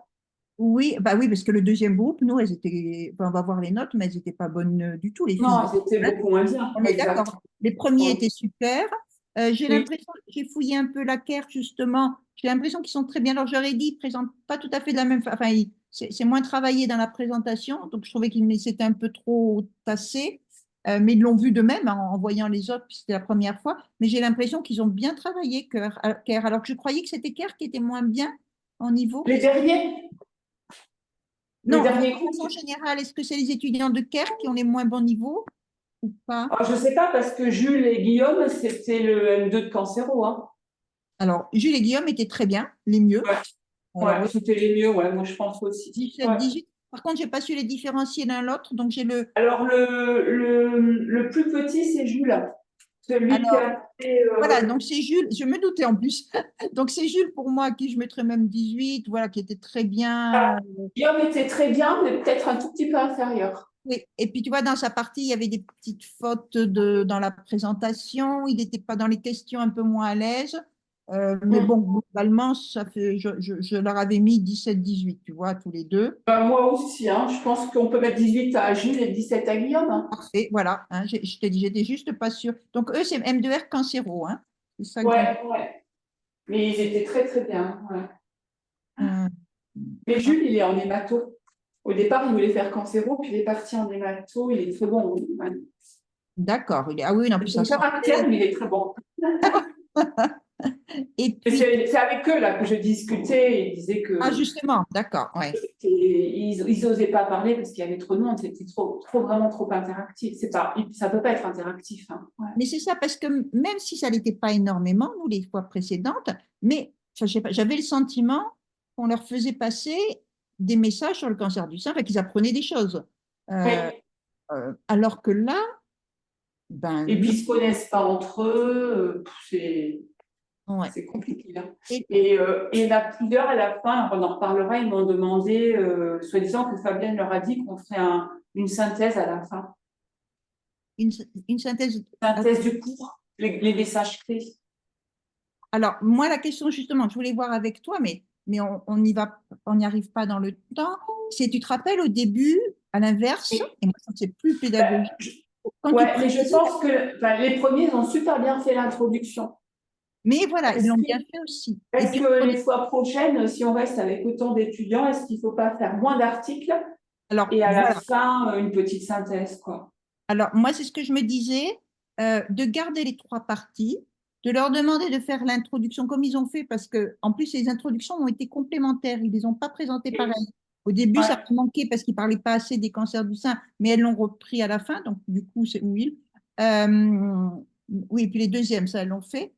Mais du coup, si on veut parler un peu plus, ben, à ce moment-là, je me disais, est-ce qu'il faut faire que 2 articles par groupe? C'est ça, c'est ça. Et est-ce qu'on Et, garde un fondamental, parce que le clinique, il va toujours plus vite, mais c'est intéressant aussi, je pense, qu'il voit les. ouais, il a plus vite, mais je ne sais pas si Est-ce qu'on un garde fondamental, ça ira bien, quoi. Ouais, un fondamental et un clinique? Parce que 2 fondamentales, ça va être long aussi, mais je sais pas. je sais pas. C'est Je sais pas. c'est- c'est un peu, alors, c'est un peu dommage, et je me pose la question, parce que je sais qu'il y a, là, c'est ce que justement j'essayais de réfléchir. Il y a des fois où en 3 heures, ils nous ont fait des bonnes présentations et on a réussi à faire passer nos messages. Alors, Ouais, et là, on n'y est pas arrivé, je ne et sais là, pas on y pourquoi. arrive. Les premiers a été très long. Déjà, on a fait l'appel, ça a pris du temps. Ils sont Oui, l'appel, 59, hein, donc l'appel a pris du temps. On l'appel a du fini coup le de. premier groupe, c'était déjà 3h30 en fait. Ouais, Donc, on a perdu pas mal de temps. ouais, on a perdu du temps et À une puis époque, on venait pas à 13h30. on avait 3 heures ou 3h30? On n'a pas eu 3h30? Même, je pense qu'on avait 3 heures, mais même on avait parfois eu fini avant les 3 heures. Hein. Là, c'était.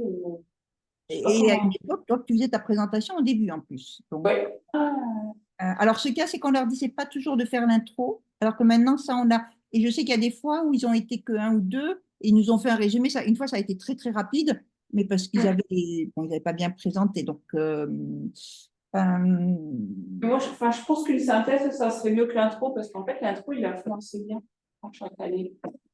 Mais une petite synthèse à la fin, ça serait peut-être pas mal. ouais. En tout cas, là, je leur ai promis qu'on leur enverrait une petite synthèse parce qu'ils l'ont réclamé. On aura vite fait. Ouais. Et la question que je me pose, c'est comment on peut pour faire interagir. Bon, ils ne posent pas de Je sais questions. pas. Je sais pas. Ceux qui Moi, je sont crois là. qu'avec le nom, là, Bon, alors même en étant moi, parce que à une époque, alors ce que je fais, mais c'est pas facile. Je leur disais, ben, je vous pose des questions, vous devez pouvoir résumer un petit peu ce nom. Mais c'est dur, quoi. Puis il faut qu'ils soient moins nombreux. Parce que le problème, c'est que ils écoutent, mais j'ai le sentiment que ça leur apporte pas grand-chose, quoi. Parce qu'ils sont. Comment faire pour les motiver à, je sais pas. ils écoutaient ça, ils ont écouté, hein. Mais Et qu'est-ce qu'ils captent réellement, quoi. je sais pas. Ça, alors ça, je sais pas du tout. Ouais. Ouais. C'est difficile, hein, de juger ça. Ouais. Parce que.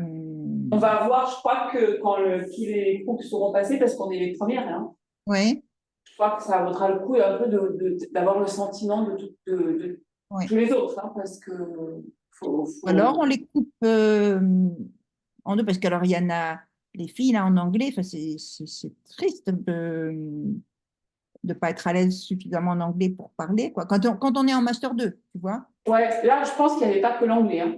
Au-delà de l'anglais, elle maîtrisait moins Il y avait les bien compétences, hein. Ah oui, parce les que. compétences, hein, au-delà de l'anglais. Parce qu'à un moment donné, comme je vois qu'il n'y arrivait pas, je leur dis, mais parler en français, quoi. D'accord, c'était pour les Voir sauver. un peu si Ouais. c'était que l'anglais qui les bloquait ou pas. Et j'ai bien vu que, enfin, je pense que c'est pas que l'anglais qui les a bloqués. Ouais. D'accord, oui, oui, donc, ok, donc il y avait ça. Donc, du coup, oui, bah, les reséparer si ça change un peu le niveau. Donc, en fait, et donc, c'est le master de quoi, celui-là? Et je sais pas.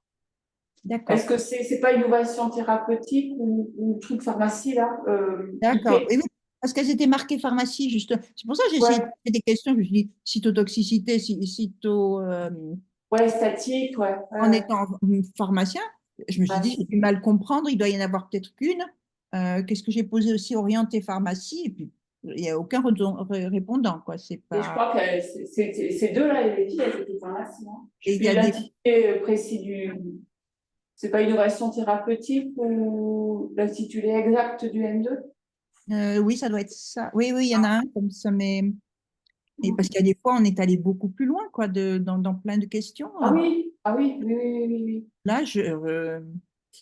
euh, Et puis moi, j'ai pas trop osé en poser non plus parce que je voyais que le temps passait. Et il y en a plusieurs qui m'ont dit, il faut qu'on parte à 17h parce qu'on travaille à telle heure. Enfin, il y en a qui oui, oui, non, non, laissé, ça se comprend. quoi. Mais, non, j'aurais dû peut-être moins en poser, enfin au début, quoi. Après, souvent, je pose plus au début et un peu moins, mais parce que ça se veut. On fatigue. Puis on fatigue à la fin. Moi, j'en pouvais Oui, plus. puis Hein. pour poser un peu les idées pour tout le monde, quoi. Donc, c'est pas pour interroger plus, mais là, oui, je me suis fait avoir sur le temps pour les derniers. C'était dommage pour eux, quoi, parce qu'il y a pas. Dans la salle, là, les 3 derniers en visio, c'était mortel. Hein. On n'en pouvait plus. Hein. Ouais. Parce que vous En aviez. plus, ça coupe, ça résonne. C'est vraiment pas facile. Ah oui, en plus, c'est pas idéal en Non. présentiel. Non, non. Bon. Alors, les derniers, moi, je leur ai mis. Et les filles, on leur met. Bon, on peut faire les derniers parce qu'ils étaient intermédiaires. Voilà, c'est pour ça. Les derniers étaient pas mal, moi, j'ai C'est trouvé. pas mal, ouais. C'était pas mal. Alors, attends, pourquoi je l'ai mis? Ah non, je suis revenue au début. Ariane, Alors, j'avais mis 13, 14 avec. Alors, elle a une personnalité de Mariam, voilà, est au-dessus. J'aurais mis.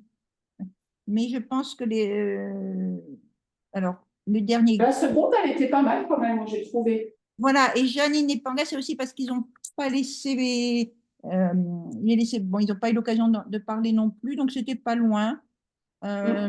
Bon, c'est pas la personnalité. Oui, lui semblait un petit peu moins clair. Donc j'ai mis 13, 14, 13, 14.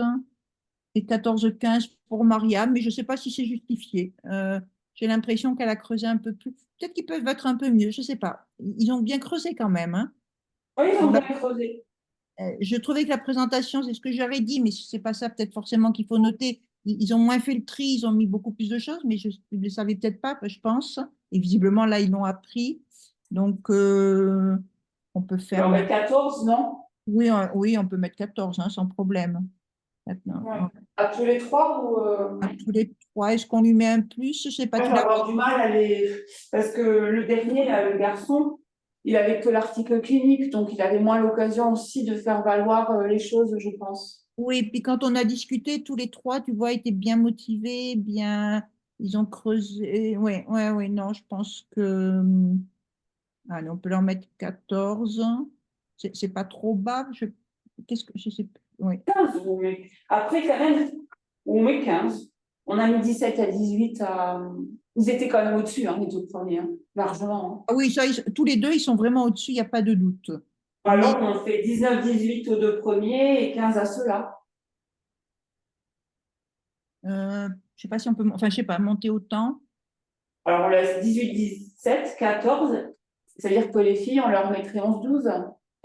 Oui, on peut leur mettre 14-15 ou 3 ou 15. 15, allez, on leur met 15 aux 3. Hein, parce que je pense qu'ils ont quand même travaillé, ils n'ont pas été dans des conditions faciles non plus. Allez, tous les trois pareils à 15. 15. Et les filles, on leur met. Je pense que Serena était un peu meilleure, celle qui a présenté les deux premiers que la dernière. Elle était un peu Alors, meilleure que Coraline. qu'est-ce que j'ai mis? Oui, j'ai mis une différence. J'ai mis 12-13 pour alors, la deuxième.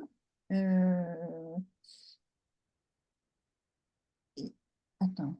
Oui. Ah oui, voilà. La première, je lui ai mis 13-14 et l'autre 12-13. Bon, on est d'accord. La première était un peu meilleure, je trouve aussi. Voilà, Serena était point un de peu plus. meilleure. Ouais, ouais. Donc, ça ferait 12 et 13. Ouais, ça me va parce que par rapport au 15, quand même, Elles sont 14, vraiment je trouve très, que en très dessous, bas. hein. Et puis, Ouais. tu confirmes. Moi, j'avais un doute. Je me suis dit, mais toi qui les as eus en direct, hein, c'est ça. C'était vraiment bas en Ouais. niveau. Donc, On 12, est 13 et 12. c'est déjà même, ou 12, ouais. Pardon, tu me dis 11, 13 pour Serena et 12 pour Coraline. Hein.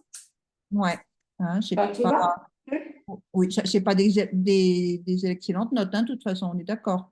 Non, non, c'est pas très haut. Mais je pense que quand même, enfin, on est obligé de marquer la différence entre les premiers qui ont été Oui, super bien, les derniers qui ont été plutôt pas mal, et elle, quand même, qui était bien en dessous. Hein.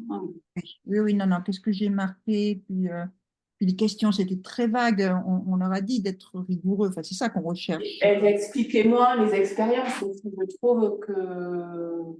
Puis il y avait moins de fil conductif dans le topo, Oui, et moins de fil conductif, et elle détaillait moins les manips, quoi, hein, aussi, je trouve. Hein. oui, voilà, ça les.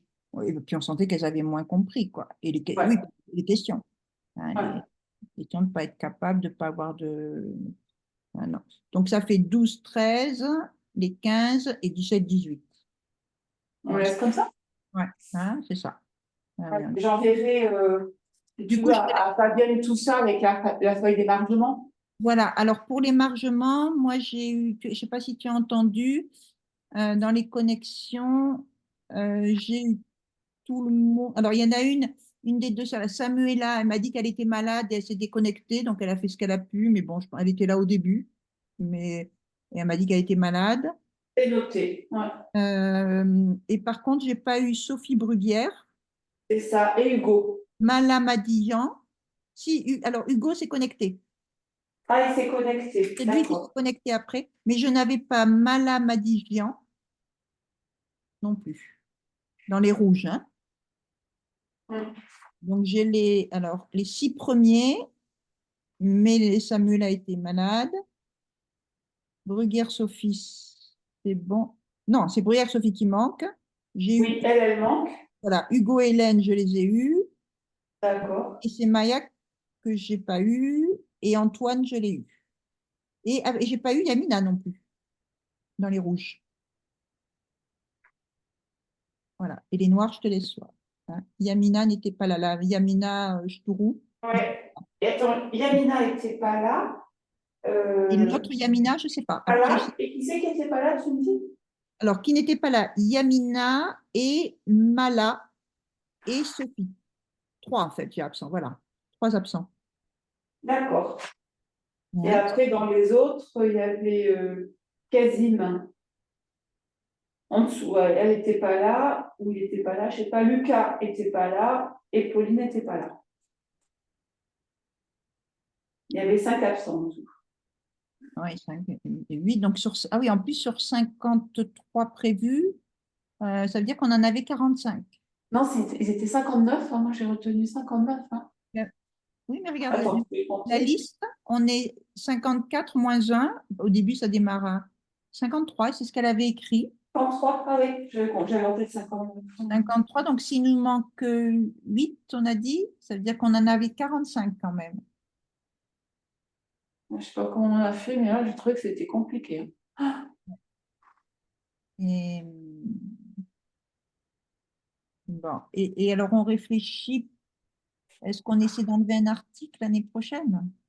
On verra, je pense que peut-être qu'on va faire une synthèse une fois que tout le monde sera passé. Hein, on va voir comment on respecte tout ça, parce que moi, je trouve que ça ne va pas du tout. Hein. Non, là, c'est pas, enfin, pédagogiquement, je n'ai pas du tout senti. C'est pas satisfaisant. Hein. Et curieusement, l'année dernière, je n'ai pas eu ce sentiment, alors qu'on était en hybride déjà. Oui, j'ai pas eu le même sentiment non plus. Parce que j'ai repris mes notes, là, je m'étais écrit tout ça, et on avait pu poser des questions, on avait oui, il y avait beaucoup plus d'échanges. Voilà, des remarques que tu avais fait sur les traitements, tout ça, tu vois, enfin, où ça les fait écouter, il me semble, un peu. Alors que là, c'est pas. Mais là, en plus, moi, j'étais démotivée à la fin parce que je ne savais pas comment faire pour les approcher, quoi. Je n'y arrivais pas là. Ils avaient moins en visio l'an dernier aussi, non? Parce que là, ils étaient quand même, je sais pas comment. Je me souviens plus combien on était l'année dernière, ouais, je sais plus ça. Je sais plus. Globalement, c'est pas bon, parce que là, Fabienne a dit que vous alliez faire comment ça s'appelle? Un bilan, voilà, un petit bilan. Ouais, on fera un bilan, hein. De toute façon, si les autres ont le même sentiment que nous, il faut se poser des questions. Contact difficile, enfin, trop nombreux, le temps de l'appel, c'est pas négligeable, c'est forcément appel plus long, niveau d'anglais. Et je pense qu'ils ont de base un niveau très hétérogène aussi. Ouais, niveau d'anglais, niveau scientifique. Ouais. Bon, Fabienne, elle voulait aussi pour l'examen de décembre, elle voulait qu'il y ait un sujet de cours sur notre cours, qu'on pose une question. Est-ce qu'on peut citer 2 mécanismes de résistance à l'hormonothérapie dans les cancers du sein et expliquer les... Alors, si tu veux, ce qui est gênant là, enfin gênant, c'est que les 9, ça va être très facile pour les 2, 4, les 7 qui ont présenté. Ouais. Et les autres. Beaucoup moins pour les autres. Ouais. Donc, dans ces cas-là, soit c'est des petites questions qui couvrent tous les ateliers, comme ça met tout le monde type UCM et ça couvre tout le monde. Soit, effectivement, si on fait un bilan et on considère qu'ils doivent dire que ça correspond à quelque chose qui est dans le bilan. Je pense qu'il faut qu'on fasse ça. Je pense qu'il faut qu'on fasse un bilan. On n'a pas besoin de mettre 50 lignes. Hein, mais qu'est-ce qu'on met dans le bilan? Est-ce que c'est reprendre les reprendre les thématiques, à mon avis. Hein. Je réfléchis en même temps parce qu'un bilan, on peut tout. C'est délicat. Ouais, mais délicat. Quelles en sont les limites? Qu'est-ce qu'on veut leur faire? On pourrait dire, voilà, il y a des résistances, il y a des mécanismes, toute petite intro sur les cancers du sein. C'est-à-dire qu'il y a des mécanismes de résistance secondaires qui apparaissent sous l'effet des traitements. On a vu l'exemple de mutation ACR1. Ou un petit topo sur les cancers du sein, un petit topo sur les mécanismes d'action du RE, comment ça fonctionne. Et on a vu qu'il pouvait y avoir et les hormonothérapies utilisées, on a des mécanismes de résistance secondaires qui apparaissent sous l'effet de traitement. On a vu l'exemple de la mutation SR1 qui rendait le RE constitutivement actif et la possibilité de le reverser avec des choses comme ça, non? Non, j'ai une autre idée. Ouais. C'est qu'on leur demande à tous de déposer, ils ont un espace Moodle, chacun, enfin, de déposer leur présentation, puisqu'ils ont fait les intros. Et c'est trop de travail. Comme ça, Ah, les autres, c'est trop. je crois que c'est du travail, on ne peut pas leur demander ça. En plus, visiblement, tous disaient que Fabienne leur avait dit qu'il y aurait une synthèse à la fin de chaque cours. Donc, on ne peut pas. Ouais. Ah oui, d'accord. Non, si elle, d'accord, ok. Moi, je n'ai pas vu l'info passer, hein, mais. Non, c'est pour ça. En plus, j'ai relu la semaine dernière, j'ai bien relu son message pour rien oublier. Elle a dit qu'on ferait une synthèse, mais plus un débriefing.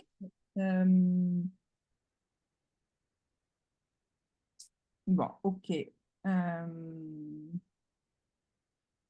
Non, ce que je réfléchis, ceux qui n'ont pas trop de base sur les cancers du sein, voilà, jusqu'où où démarrer, quoi, en fait, c'est ça. Ouais, je ne sais pas.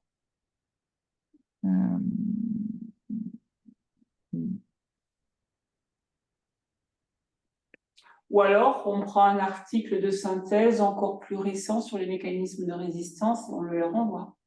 Non. On va trouver ça. C'est moyen de faire ça. Une revue. Ouais. Une revue récente sur les mécanismes de résistance, je sais bien, hein. Mais c'est peut-être moyen. Il faut peut-être qu'au mieux quand même qu'on fasse un petit. Ce serait, oui, faire rédiger une petite page, quoi. Oui, rédiger une petite page, ça n'a pas besoin d'être très long, mais. Non, je réfléchis à ce qui est à extraire, en fait, c'est pas de chaque article, c'est de chaque thématique. Non, c'est la thématique. Pour moi, c'est la résistance acquise avec la mutation SR1. En gros, comment ça marche? Le RE est activé indépendamment de son ligand et on peut le réverser avec certaines autres hormonothérapies. Et puis après, il y a crosstalk entre le RE et les autres voies de signalisation intracellulaire. Et dans le cours, on a vu l'exemple de la voie P3 kinase qui pouvait être activée en 40% du cancer du sein et que la synergie avec les inhibiteurs de P3 kinase. Oui, c'est ça. Il faut donner une partie un peu générale et une partie perspective. Voilà, qui soit sur ça, mais il faut les remettre. Non, je regarde si j'ai pas une revue, quelque chose où il y aurait déjà la première partie, tu vois. Oh bah, il y a des revues plus récentes, là, je peux les chercher, mais je ne sais pas si c'est bien de leur envoyer une revue. Pas une revue, non, mais chercher dans nos papiers quelque chose qui présente déjà tout le début, tu vois. Cancer du sein, c'est quoi ça? Dans nos papiers, tu veux dire quoi? Oui, tu vois. Dans une revue? Oui, un papier de revue où on présente déjà cancer du sein, hormonorésistance. Oh, ben ça, il y a des choses. Hein. Là, je ne peux pas le chercher deux fois, mais je vais chercher ça. Hein. Ouais. Je vais chercher ça. Et de toute façon, si on cherche une revue récente sur hormonorésistance, il y aura tout ça. Il y aura plus que ça, mais il y aura tout ce qu'on a dit là. Oui, voilà, c'est ça, c'est d'en extraire. On peut surligner en disant nous, on a vu la mutation SR1, les CDK et P3 kinase. Voilà. Oui, voilà, c'est pour. Et la question qu'on pourrait poser, ça serait expliciter deux mécanismes de résistance à l'hormonothérapie dans les cancers du sein. Enfin, pas non plus qu'il fasse 50 lignes, mais. Ce qui est sûr, c'est que voilà, ce qui est un tout petit peu gênant, c'est que ça sera ces sept-là qui vont être privilégiés, c'est sûr. Après, ils savent que ça peut tomber à l'examen. Ah oui, ça peut tomber à l'examen. Ça peut être un article sur tous les cours qu'ils vont avoir là, tous les workshops qu'ils vont avoir. D'accord. Et ça, hein. Okay. Écoute, je propose ça à Fabienne. Je lui dis qu'on a l'impression quand même qu'on va privilégier ceux qui ont présenté à ce cours et elle verra ce qu'elle dit ça. Hein. Ouais. Voilà, ouais, hein, parce qu'il y a. Ou alors, chaque groupe met un QCM, comme ça, ben, c'est plus Voilà, joli. et là, ça couvre tout. Et C'est là, ce ça qu'on fait. couvre tout. Et c'est Ou facile un QCM ou un croc ou je sais pas quoi. Et Bon, l'avantage des QCM, c'est que tu peux même le faire en ligne enfin, que c'est vite corrigé. voilà, c'est vite corrigé. Voilà. Ou alors, on met tous un QCM, comme ça, on privilégie aucune personne. On les fait travailler un peu tout. Mm. C'est une note. Alors, à un niveau master, on ne fait pas forcément ça, mais c'est une façon de. Ou alors, on supprime cette question de cours et on ne note que sur l'article, comme les autres années. Hein. Je sais pas, ce qui me gêne un peu, c'est ça. C'est que entre eux, ils vont forcément, à juste titre, Oui, la crainte qu'on privilégie certains, ceux qui ont présenté à la session. les 7 sont forcément voilà, privilégiés par rapport aux Ah, autres. c'est ça. Ouais, c'est clair. C'est clair. Mais,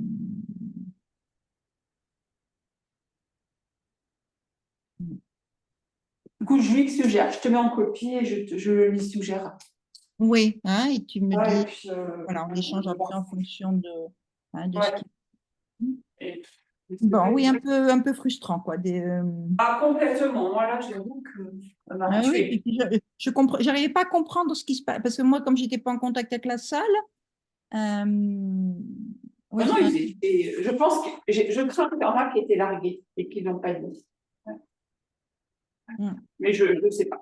Ils écoutaient pourtant. Hein. Il y avait un peu de bruit là, au tout début, là. Et pendant que les gens, les présentations, ils écoutaient, hein, ils ne faisaient pas de bruit, ils ne parlaient pas. Hein.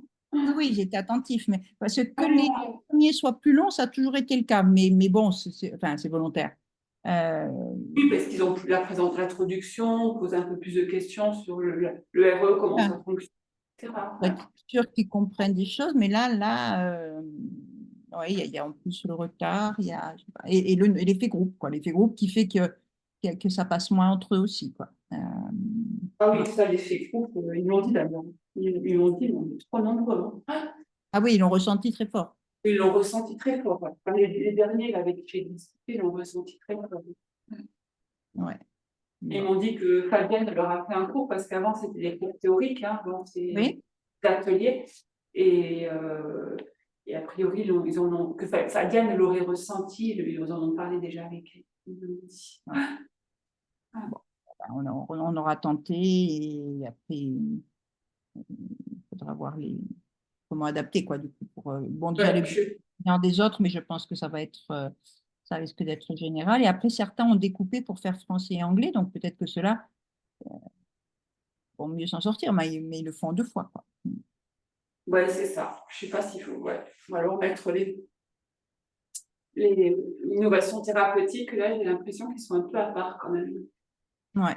Oui, si c'était ça. Je croyais que c'était Kerr qui n'était pas là au niveau, alors qu'en fait, ils m'ont l'air très bien, enfin, sur ce qu'on a eu. Toi, sur ces trois-là, oui. Ah oui, oui, les 3 là, ils étaient.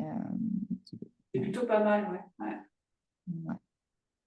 Bon, bon, ben, Enfin bon. et au mieux. Ouais, là, c'était pas une partie de plaisir aujourd'hui, tu vois. Ouais. Ouais, ouais. Ils sont trop nombreux, hein. C'est pas top. Hein. Oui, il y a le nombre, et il y a l'anglais. Bon, forcément, on ne facilite pas. Non, ça facilite pas, mais je pense que c'est surtout le nombre. Hein. Hmm. Et Bon, la visio. Et la visio. oui, c'est ça, le côté hybride en plus, qui aide pas. Parce que moi, ils m'entendent bien ou pas, ils comprennent ce que je dis ou pas trop. C'était difficile par moment. Difficile, hein, c'est Ça ça. a coupé, ouais, par moment ça a coupé, ça résonnait. En plus, il y avait d'autres étudiants, là, ils sont sortis, il y avait du boucan dans le couloir. Non, c'était vraiment pas. Les conditions, elles ne sont pas idéales. Oui, oui, non, c'est pas. Bon, ça fait beaucoup de choses rajoutées. Le Hum. nombre, le distanciel, l'anglais et tout cumulé, Ouais. ça fait On trop. en avait tous marre, là, on était tous. Ah. Ok. En plus, on est obligé de mettre le son. Au départ, on avait mis le son plus bas, mais quand tu mets le son plus bas, ceux qui sont au fond, ils n'entendent rien. Et ceux de devant, on en a plein la tête. Enfin, Ouais, ouais, donc c'est fatigant c'est pour tout. épuisant. Ouais. Pas grand-chose, ouais, et puis, Bon. Je sais pas s'il faut que tu éteignes quelque chose parce qu'à 6 heures. j'ai tout éteint, moi, Sophie. Ah d'accord, sur Aujourd'hui. la visio, hein, uniquement. Ouais, Ok. j'ai fait un tout. Ouais, Bon. j'ai tout éteint. Bon, ben, merci beaucoup. Elle a l'air un peu fatiguée quand même, hein. Ouais. Là, moi, à la fin, moi aussi, hein, j'avais dû pipi les 6 heures. Ah Là, ouais. j'avais une commission de pédagogie ce matin. Je voulais faire qu'une heure. J'ai dû y rester 2. Donc là, je suis un chaos. Ouais, mais moi aussi, à la fin, je n'en pouvais plus. Puis j'étais démotivée, tu vois, parce que je ne savais pas comment Oui, m'y prendre pour motiver le groupe. Ouais. remotiver. Non, ça fait Pas trop. motiver, je ne sais pas si c'est le mot, mais pour faire discuter, quoi. Ouais. Oui, voilà, c'est ça, pour les interagir. Ouais. Ok. Allez, on se tient au courant par email. Et Ouais, t'es au courant, ouais. allez. Au À revoir. bientôt. Ouais. Ouais, au revoir, Sophie.